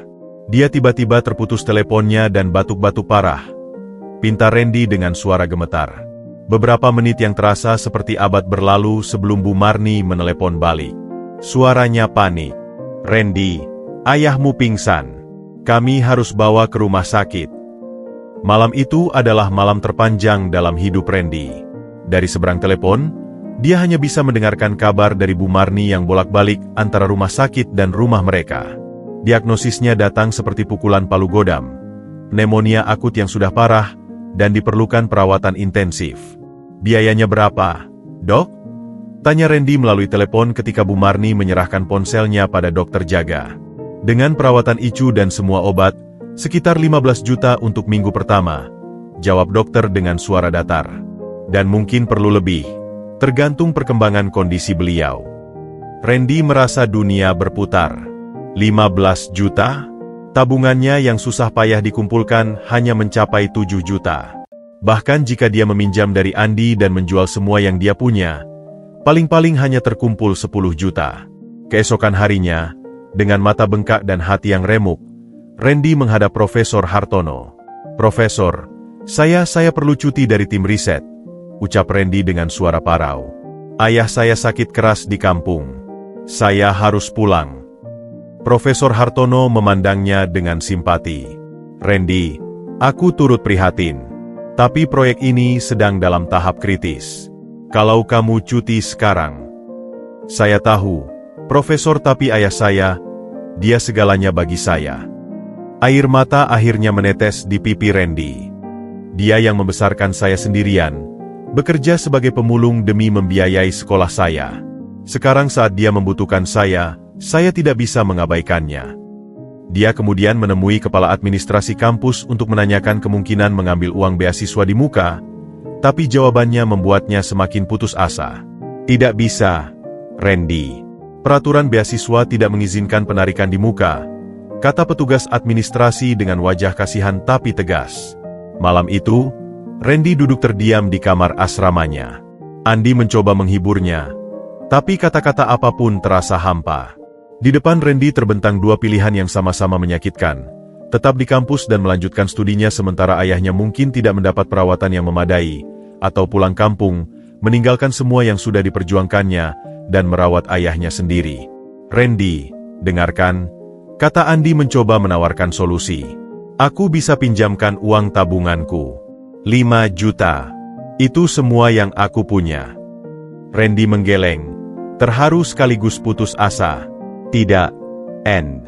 Aku tidak bisa menerimanya. Lagi pula, itu masih kurang. Dan ayah butuh perawatan jangka panjang. Dia mengambil keputusan yang paling menyakitkan dalam hidupnya. Esok paginya, Randy mulai membereskan barang-barangnya. Dia akan pulang kampung, meninggalkan kampus, meninggalkan mimpi-mimpinya. Mungkin untuk sementara, mungkin untuk selamanya. Saat sedang membereskan buku-bukunya, teleponnya berdering. Dari layar terpampang nama, Sari. Untuk sesaat, Randy hampir tidak mengangkatnya. Tapi akhirnya, dia menjawab, Randy, aku dengar tentang ayahmu. Suara Sari terdengar khawatir di seberang telepon. Aku turut prihatin. Terima kasih, jawab Randy pendek. Randy, jangan putus kuliah. Aku tahu kamu sedang mempertimbangkannya. Tapi ayahmu tidak akan mau itu. Dan apa pilihanku, Sar? Suara Randy patah-patah. Biarkan ayahku menderita? Biarkan dia tidak mendapat perawatan yang layak? Tidak. Tapi ada cara lain. Aku sudah bicara dengan keluarganya di sini. Kami bisa mengumpulkan dana. Aku juga punya tabungan. Tidak, potong Randy dengan keras. Aku tidak mau menerima belas kasihan. Aku sudah cukup menerima belas kasihan seumur hidupku. Sari terdiam sejenak.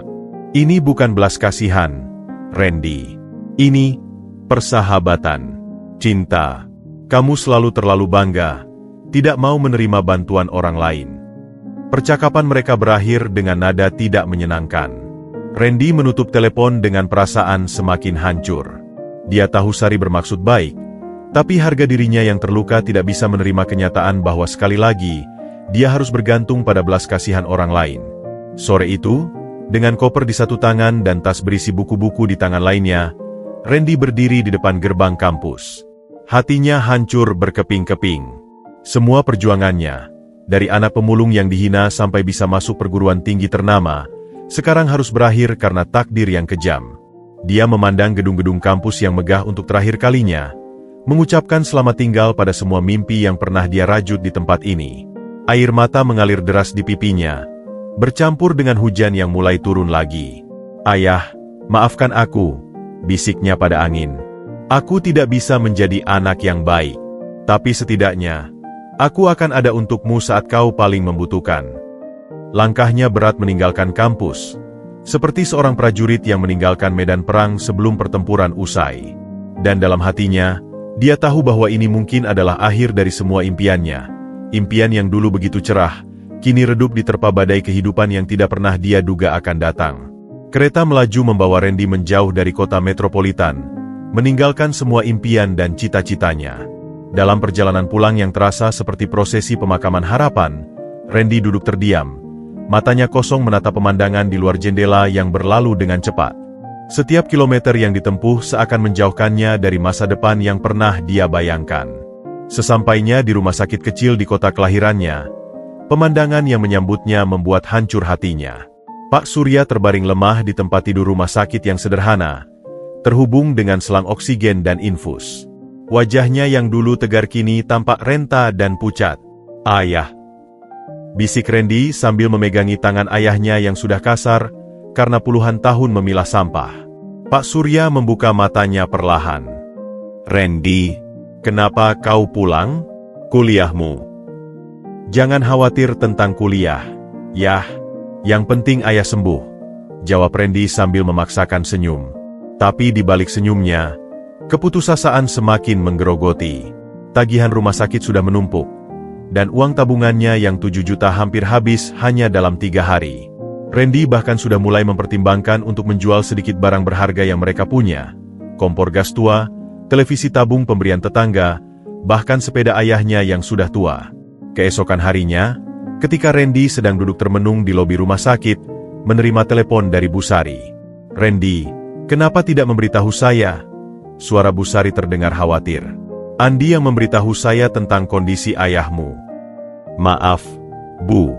Saya tidak ingin merepotkan," jawab Randy dengan suara lirih. "Bodoh sekali. Kamu bukan merepotkan," hardik Bu Sari, tapi dengan kasih sayang. "Dengarkan, saya sudah menghubungi beberapa alumni sekolah kita.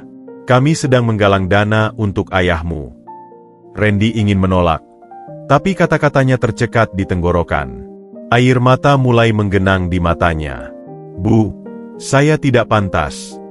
"Kamu pantas, Randy.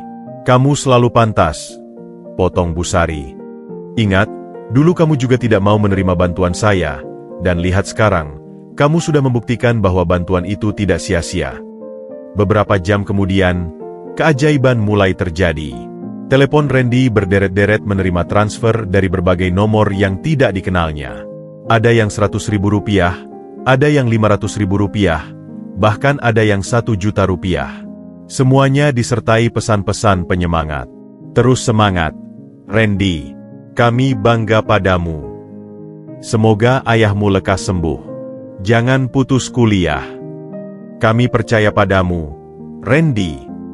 Yang paling mengharukan adalah ketika Randy menerima telepon dari Profesor Hartono.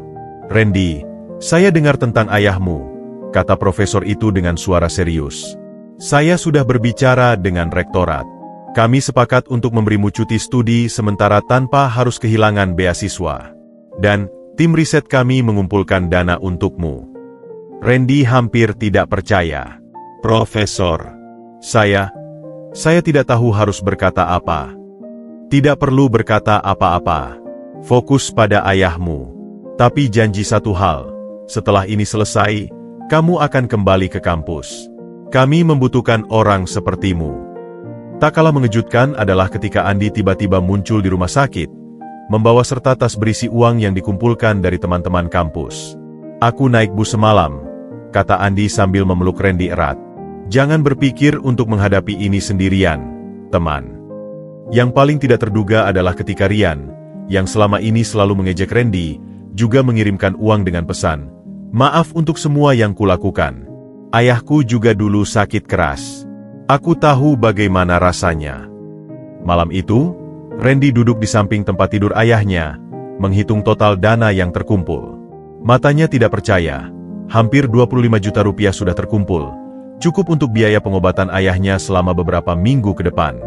"Ayah, lihat," bisik Randy sambil memegangi tangan ayahnya. "Banyak sekali orang baik yang peduli pada kita." Pak Surya tersenyum lemah, matanya berkaca-kaca. "Sudah kubilang, Nak, hidup ini tidak sendirian. Terkadang kita harus belajar menerima bantuan." Keesokan harinya, kondisi Pak Surya mulai menunjukkan perbaikan. Dokter yang merawatnya tersenyum lega ketika memeriksa. Paru-parunya mulai merespons pengobatan dengan baik, kata dokter pada Randy. Masih perlu perawatan intensif, tapi prognosisnya baik. Dalam minggu-minggu berikutnya, Randy menyaksikan mukjizat yang tidak pernah dia bayangkan sebelumnya. Tidak hanya dari segi finansial, tapi juga dari segi dukungan moral. Setiap hari ada saja teman-teman lama, guru-guru, bahkan orang yang tidak dikenalnya yang datang menjenguk atau mengirimkan bantuan. Bu Marni, tetangga mereka, dengan sukarela mengatur jadwal warga yang ingin membantu menjaga Pak Surya di rumah sakit. Beberapa murid Bu Sari yang sekarang sudah kuliah datang menjenguk dengan membawa makanan dan buku-buku untuk Randy. Suatu sore, ketika Randy sedang duduk di taman rumah sakit, Andi menemukannya sambil tersenyum lebar. "Ada kabar baik," kata Andi sambil mengacungkan ponselnya. "Tim riset Profesor Hartono berhasil menyelesaikan fase pertama proyek. Dan namamu masih tercantum sebagai anggota tim." Randy tersentak. "Tapi, aku bahkan tidak membantu sama sekali." Profesor bilang, "Insight awalmu tentang pola pengumpulan sampah yang kamu bagikan dulu menjadi kunci kesuksesan proyek ini," jelas Andi. "Mereka bahkan mengembangkan aplikasi berdasarkan pengalaman ayahmu sebagai pemulung." Air mata kebahagiaan akhirnya mengalir di pipi Randy. Untuk pertama kalinya sejak ayahnya sakit, dia merasa ada harapan. Dia memandangi wajah ayahnya yang sedang tertidur pulas di balik jendela ruang rawat, lalu melihat kembali pada Andi. "Katakan pada Profesor Hartono, aku akan kembali. Aku janji." Malam itu, Randy menulis pesan panjang untuk Sari, meminta maaf atas semua kata-kata pedas yang pernah dia ucapkan, dan berterima kasih karena Sari adalah orang pertama yang menawarkan bantuan. Balasan Sari datang dengan cepat. "Aku selalu di sini untukmu, Ren. Selalu." Berbaring di samping tempat tidur ayahnya, Randy menyadari sesuatu yang penting. Selama ini, dia selalu berpikir bahwa untuk menjadi kuat, dia harus mandiri dan tidak bergantung pada siapapun.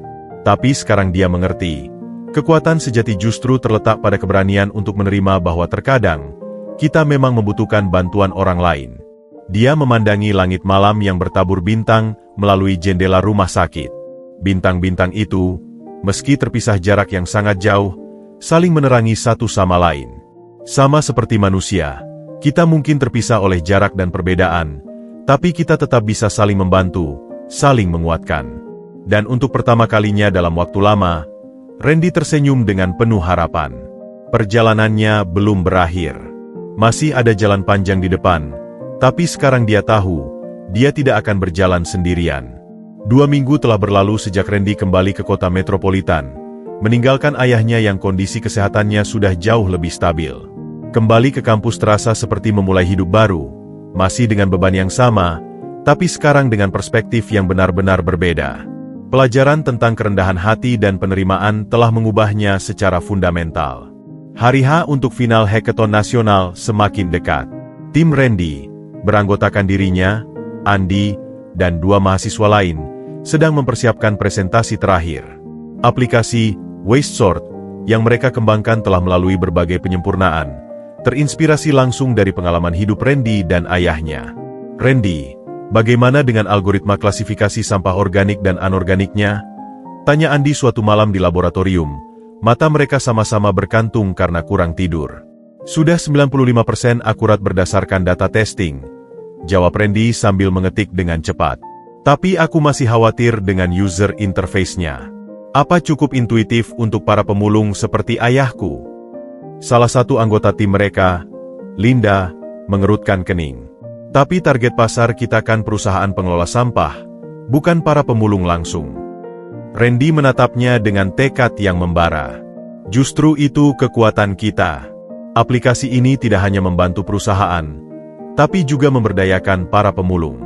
Dengan WasteSort, mereka bisa mengoptimalkan rute, mengetahui harga terkini setiap jenis sampah, bahkan terhubung langsung dengan pengepul. Malam sebelum kompetisi, Randy mendapat telepon dari ayahnya. Suara Pak Surya masih lemah, tapi jauh lebih kuat dari sebelumnya. "Randy, jangan khawatir tentang ayah. Dokter bilang minggu depan sudah boleh pulang," kata Pak Surya. "Yang penting, kamu fokus pada lomba besok." "Ayah, aplikasi ini untuk ayah dan teman-teman ayah," jawab Randy dengan suara bergetar.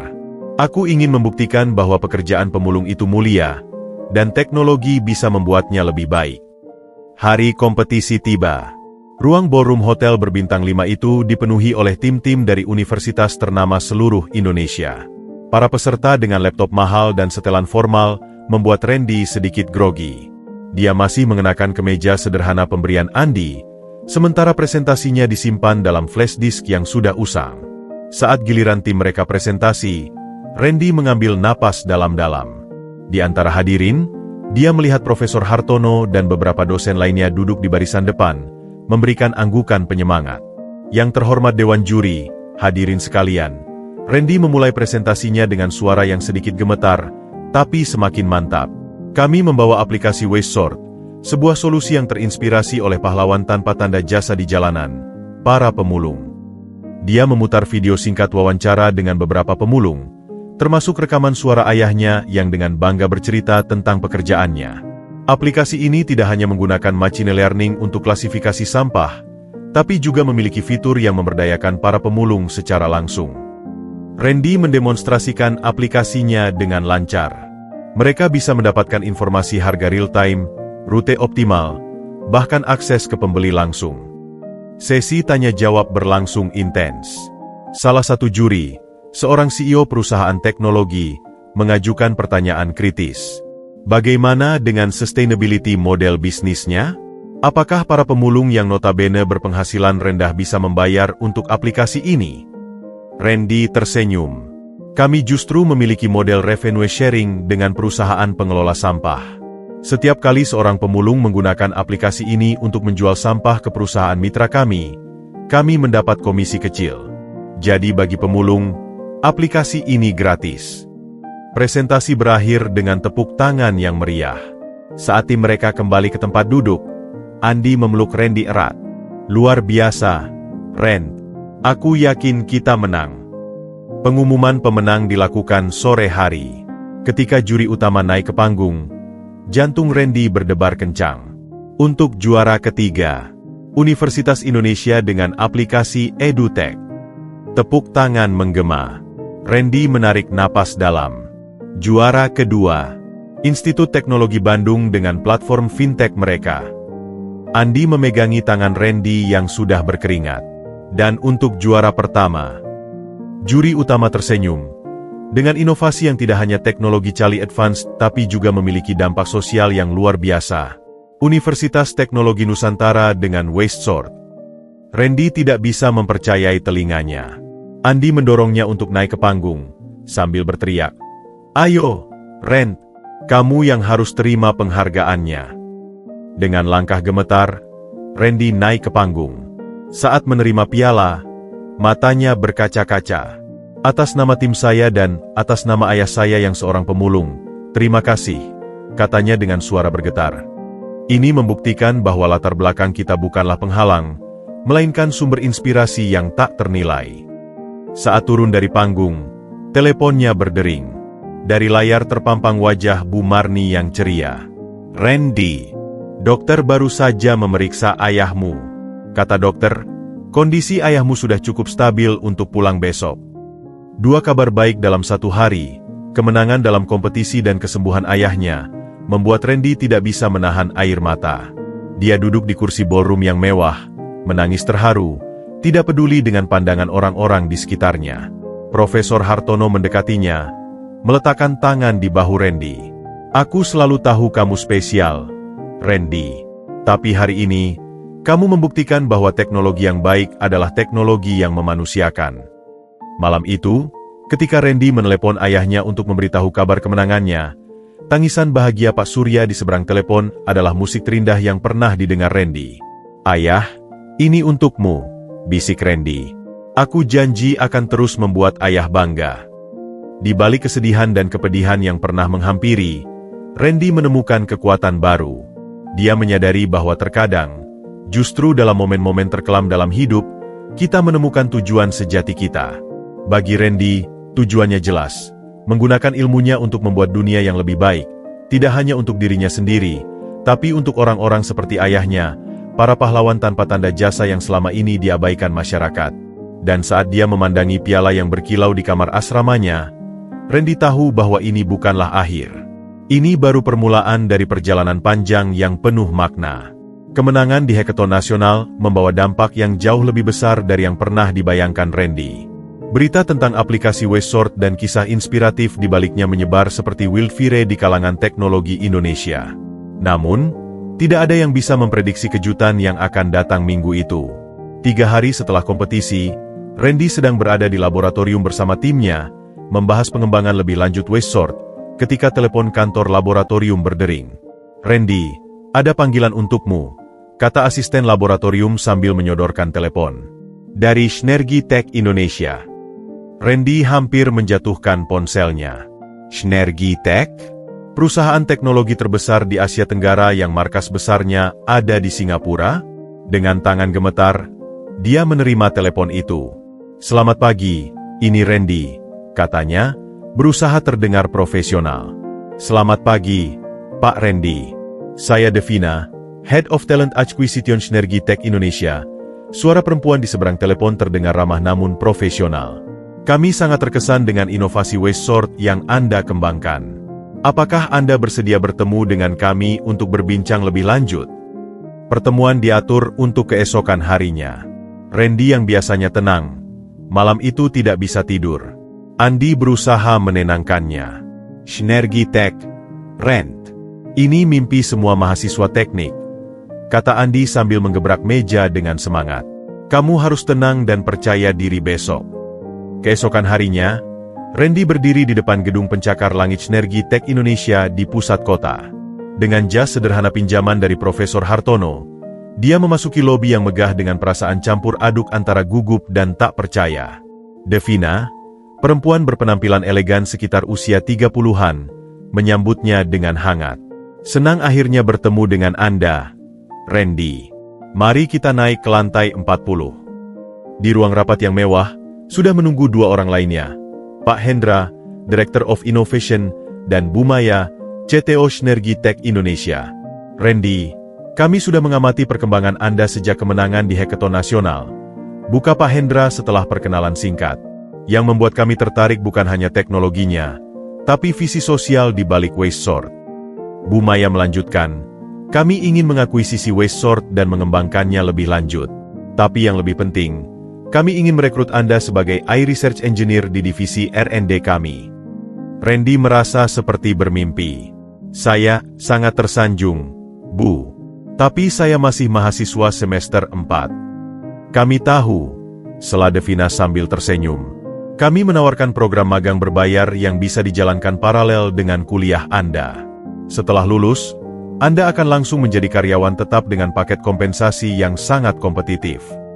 Saat Bu Maya menyebutkan angka gajinya, Randy hampir tersedak air mineral yang sedang diminumnya.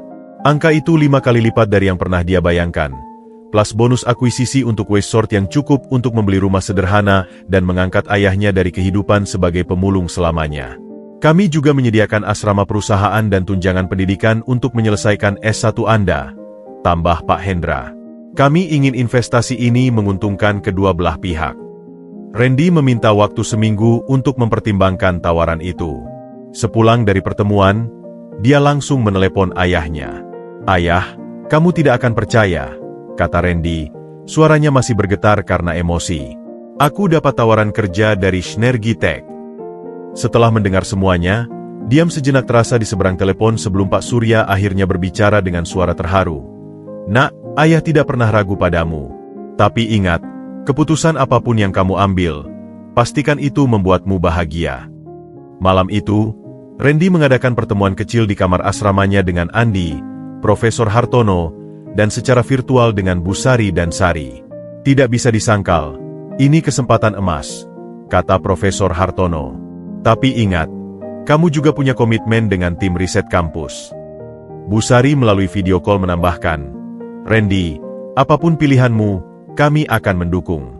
Tapi pertimbangkan baik-baik, kesempatan seperti ini tidak datang dua kali." Sari, yang juga ikut dalam video call, tersenyum bangga. "Aku tahu kamu akan sesukses ini, Ren. Tapi seperti kata ayahmu, pilihlah yang membuatmu bahagia." Andi yang selama ini diam akhirkan berbicara. "Ren, kita sudah melalui banyak hal bersama. Aku akan mendukung apapun keputusannya." Malam-malam berikutnya diisi dengan perenungan mendalam bagi Randy. Dia duduk sendirian di atap gedung asrama, memandangi gemerlap lampu kota sambil mempertimbangkan segala sisi. Di satu sisi, tawaran Sinergi Tech adalah impian semua orang. Gaji besar, karir cemerlang, dan stabilitas finansial yang bisa mengubah hidupnya dan ayahnya selamanya. Tapi di sisi lain, dia ingat janjinya pada diri sendiri untuk tidak hanya mengejar kesuksesan materi, tapi juga menciptakan dampak sosial. Dia ingat para pemulung seperti ayahnya yang masih berjuang setiap hari. Keputusan akhir datang pada pagi hari ketiga. Randy menelepon Devina. "Bu Devina, saya sangat menghargai tawaran Sinergi Tech," mulanya dengan suara tegas. "Saya bersedia menerima posisi magang dan kemudian menjadi karyawan tetap setelah lulus. Tapi saya punya beberapa kondisi." Devina terdengar sedikit terkejut. "Kondisi? Silakan, Randy." "Pertama, Waysort harus tetap memiliki versi gratis untuk para pemulung, dengan fitur lengkap. Kedua, saya ingin Sinergi Tech membuat program Corporate Social Responsibility untuk memberdayakan para pemulung. Ketiga, saya ingin tetap bisa melanjutkan proyek-proyek sosial saya di luar pekerjaan." Diam sejenak di seberang telepon sebelum Devina akhirkan menjawab, "Randy, ini luar biasa. Biasanya kamilah yang memberikan syarat. Tapi Anda tahu, kami justru semakin yakin dengan keputusan merekrut Anda. Visi sosial Anda sejalan dengan nilai-nilai perusahaan kami." Setelah negosiasi lebih lanjut, semua kondisi Randy diterima. Kontrak pun ditandatangani seminggu kemudian. Saat transfer pertama dari bonus akuisisi Waysort masuk rekeningnya, Randy melakukan hal pertama yang selalu dia impikan. Dia membeli tiket pesawat untuk ayahnya datang mengunjunginya di kota metropolitan, plus uang lebih untuk membeli pakaian baru dan kebutuhan lainnya. Ketika video call dengan ayahnya yang sudah mengenakan baju baru, Randy tidak bisa menahan air mata. "Ayah, kita berhasil. Kita benar-benar berhasil." Pak Surya menangis bahagia di seberang layar. "Terima kasih, Nak. Ayah selalu percaya padamu." Malam sebelum hari pertama magangnya, Randy menulis di jurnal pribadinya. "Hari ini aku belajar bahwa kesuksesan sejati bukanlah tentang seberapa banyak yang kita dapat, tapi seberapa banyak yang bisa kita berikan kembali. Sinergi Tech bukan tujuan akhir, melainkan platform yang lebih besar untuk mewujudkan mimpi-mimpi yang lebih besar, baik untuk diriku, untuk ayah, dan untuk banyak orang lain yang masih berjuang seperti kami dulu." Dia memandangi kota melalui jendela kamarnya, sama seperti yang dilakukannya bertahun-tahun lalu ketika pertama kali tiba di kota ini sebagai mahasiswa miskin yang penuh keraguan. Kini, keraguan itu telah berubah menjadi keyakinan, ketakutan menjadi keberanian, dan mimpi-mimpi kecil menjadi visi yang jauh lebih besar. Esok hari, babak baru akan dimulai. Bukan sebagai Randy si anak pemulung yang miskin, tapi sebagai Randy sang inovator muda yang siap mengukir sejarah. 5 tahun telah berlalu sejak Randy pertama kali meninggalkan kampung halamannya dengan sepatu butut dan hati penuh luka. Kini, di usia 26 tahun, dia kembali dengan segala kemewahan yang tidak pernah terbayangkan sebelumnya. Mobil sedan mewah yang dikemudikannya meluncur perlahan menyusuri jalan kampung yang dulu selalu dia lewati dengan berjalan kaki. Di sampingnya duduk Pak Surya. Wajahnya bersinar dengan kebahagiaan dan kebanggaan. Baju barunya yang rapi dan sepatu kulit mengkilap telah menggantikan pakaian kerja usang yang dulu selalu dikenakannya. Rumah tua mereka yang reok telah berubah menjadi rumah 2 lantai yang sederhana namun nyaman, lengkap dengan taman kecil di depannya. Masih ingat, ya? Dulu di jalan inilah Dani dan teman-temannya selalu mengejek kita, bisik Randy sambil memandangi sekeliling. Pak Surya mengangguk, matanya berkaca-kaca. Tapi lihat sekarang, nak, semua itu justru membuatmu lebih kuat. Hari ini adalah hari yang spesial. Randy diundang sebagai pembicara utama dalam acara reuni dan seminar inspiratif di alma mater SMA-nya. Dia tidak hanya datang sebagai alumni yang sukses, tapi juga sebagai perwakilan Sinergi Tech Indonesia yang kini menjabat sebagai manajer inovasi sosial. Saat mobilnya memasuki halaman sekolah, kerumunan sudah menunggu. Spanduk besar bertuliskan, "Selamat datang Randy Surya, putra terbaik bangsa," terpampang di gerbang sekolah. Kamera-kamera wartawan berkedip-kedip, dan sorak-sorai menyambut kedatangannya. Bu Sari, yang kini menjadi wakil kepala sekolah, menyambutnya dengan pelukan hangat. "Randy, aku tidak bisa berkata-kata. Lihat dirimu sekarang." Randy tersenyum, memeluk guru yang pernah menjadi penyelamatnya itu. "Ini semua berkat ibu, Bu. Tanpa dukungan ibu, mungkin aku sudah menyerah dulu." Di antara kerumunan, Randy melihat beberapa wajah lama. Anton dan Fajar, yang dulu selalu ikut mengejeknya, sekarang berdiri dengan ekspresi malu bercampur kagum. Tapi yang paling dia perhatikan adalah Dani, yang berdiri agak di belakang, menunduk tidak berani menatapnya. Acara di aula sekolah berlangsung hikmat. Randy berdiri di podium yang sama di mana dulu dia dihina dan dituduh mencuri. Tapi hari ini, semuanya berbeda. "Bapak, Ibu, dan teman-teman sekalian," Randy memulai pidatonya. "Dulu, di tempat inilah saya sering mendengar kata-kata yang menyakitkan. Anak pemulung, bau sampah, tidak punya masa depan." Randy berhenti sejenak, memandangi hadirin yang semuanya terdiam. "Tapi hari ini, saya justru ingin berterima kasih pada semua luka itu. Karena merekalah saya menemukan kekuatan yang tidak saya sadari ada dalam diri saya." Dia kemudian bercerita tentang perjalanan panjangnya, dari anak pemulung yang dibuli hingga menjadi profesional di perusahaan teknologi ternama. Tentang bagaimana dia menggunakan pengalaman hidupnya justru sebagai kekuatan untuk menciptakan aplikasi yang membantu ribuan pemulung di Indonesia. "Kesuksesan saya hari ini," lanjut Randy dengan suara tegas, "bukanlah kemenangan pribadi. Ini adalah kemenangan untuk setiap anak yang pernah dianggap tidak mampu, untuk setiap mimpi yang pernah ditertawakan, untuk setiap perjuangan yang tidak pernah dilihat orang." Sesi tanya jawab dimulai. Dan yang membuat semua orang terkejut, Danilah yang pertama mengangkat tangan. "Dengan izin, saya ingin bertanya," kata Dani dengan suara gemetar. Bagaimana caramu memaafkan semua orang yang pernah menyakitimu? Termasuk saya." Ruangan menjadi senyap.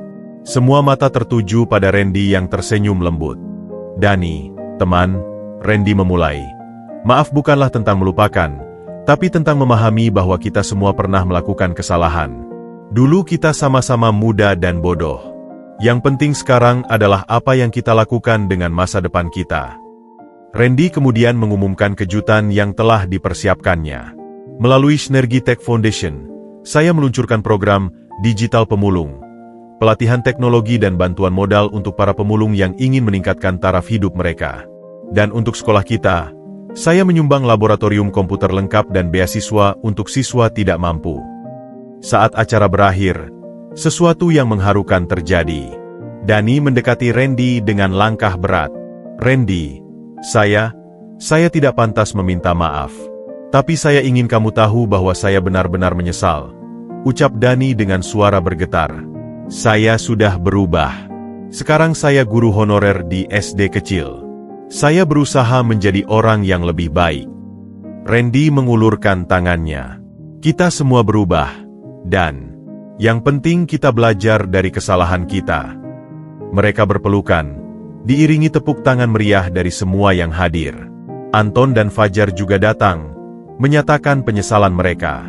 Randy menerima mereka semua dengan lapang dada. Di akhir acara, Randy dan Sari berjalan beriringan di lapangan sekolah yang dulu menjadi saksi bisu penderitaannya. Sari, yang kini menjadi guru di sekolah dasar, tersenyum bangga. Aku selalu tahu kamu akan menjadi orang besar, Ren. Karena aku punya kamu yang selalu percaya padaku, jawab Randy sambil menggenggam tangan Sari. Malam itu, di rumah barunya yang nyaman, Randy duduk bersama ayahnya di teras. Udara malam yang sejuk membawa kenangan-kenangan lama. Ayah, bisik Randy, apakah ini semua mimpi? Pak Surya menggeleng, matanya berbinar. Tidak, Nak. Ini adalah buah dari semua air mata dan keringat kita. Ayah bangga padamu, bukan karena kekayaan atau kesuksesanmu, tapi karena kamu tetap menjadi orang yang rendah hati dan baik hati. Beberapa minggu kemudian, program digital pemulung resmi diluncurkan. Puluhan pemulung, termasuk beberapa teman lama Pak Surya, mendapat pelatihan dan bantuan modal. Salah satu peserta yang paling antusias adalah Dani, yang dengan sukarela menjadi pengajar dalam program tersebut. Dalam satu sesi pelatihan, Randy berdiri di depan para pemulung yang dulu sama seperti ayahnya. Bapak-bapak dan ibu-ibu sekalian, saya dulu adalah anak pemulung. Saya tahu betul jerih payah bapak dan ibu. Tapi percayalah, tidak ada pekerjaan yang hina. Yang penting kita melakukannya dengan jujur dan berusaha menjadi lebih baik setiap hari. Kisah Randy akhirnya menjadi inspirasi nasional. Tapi bagi Randy sendiri, kesuksesan terbesarnya bukanlah gelar, kekayaan, atau pengakuan, melainkan kemampuan untuk mengubah siklus kemiskinan yang pernah membelenggu keluarganya, dan menggunakan pengalaman pahitnya untuk menciptakan perubahan positif. Suatu sore, ketika Randy mengunjungi tempat pembuangan sampah terakhir bersama ayahnya, bukan untuk memulung, tapi untuk meninjau program terbarunya, dia berdiri di antara tumpukan sampah yang dulu menjadi sumber penghidupan dan aibnya. Disinilah semuanya bermula, Yah, bisiknya. Pak Surya memandanginya dengan bangga. Dan dari tempat yang paling kotor, tumbuhlah bunga terindah. Randy tersenyum, menyadari bahwa hidupnya telah menjadi bukti nyata bahwa latar belakang tidak menentukan masa depan. Masalah bukanlah akhir dari segalanya, melainkan awal dari sebuah cerita yang bisa kita tulis sendiri akhirnya. Dan di kejauhan, matahari terbenam menyinari wajahnya, seorang pemuda yang berhasil memulung mimpinya dari tumpukan sampah kehidupan, dan mengubahnya menjadi mahakarya yang menginspirasi banyak orang.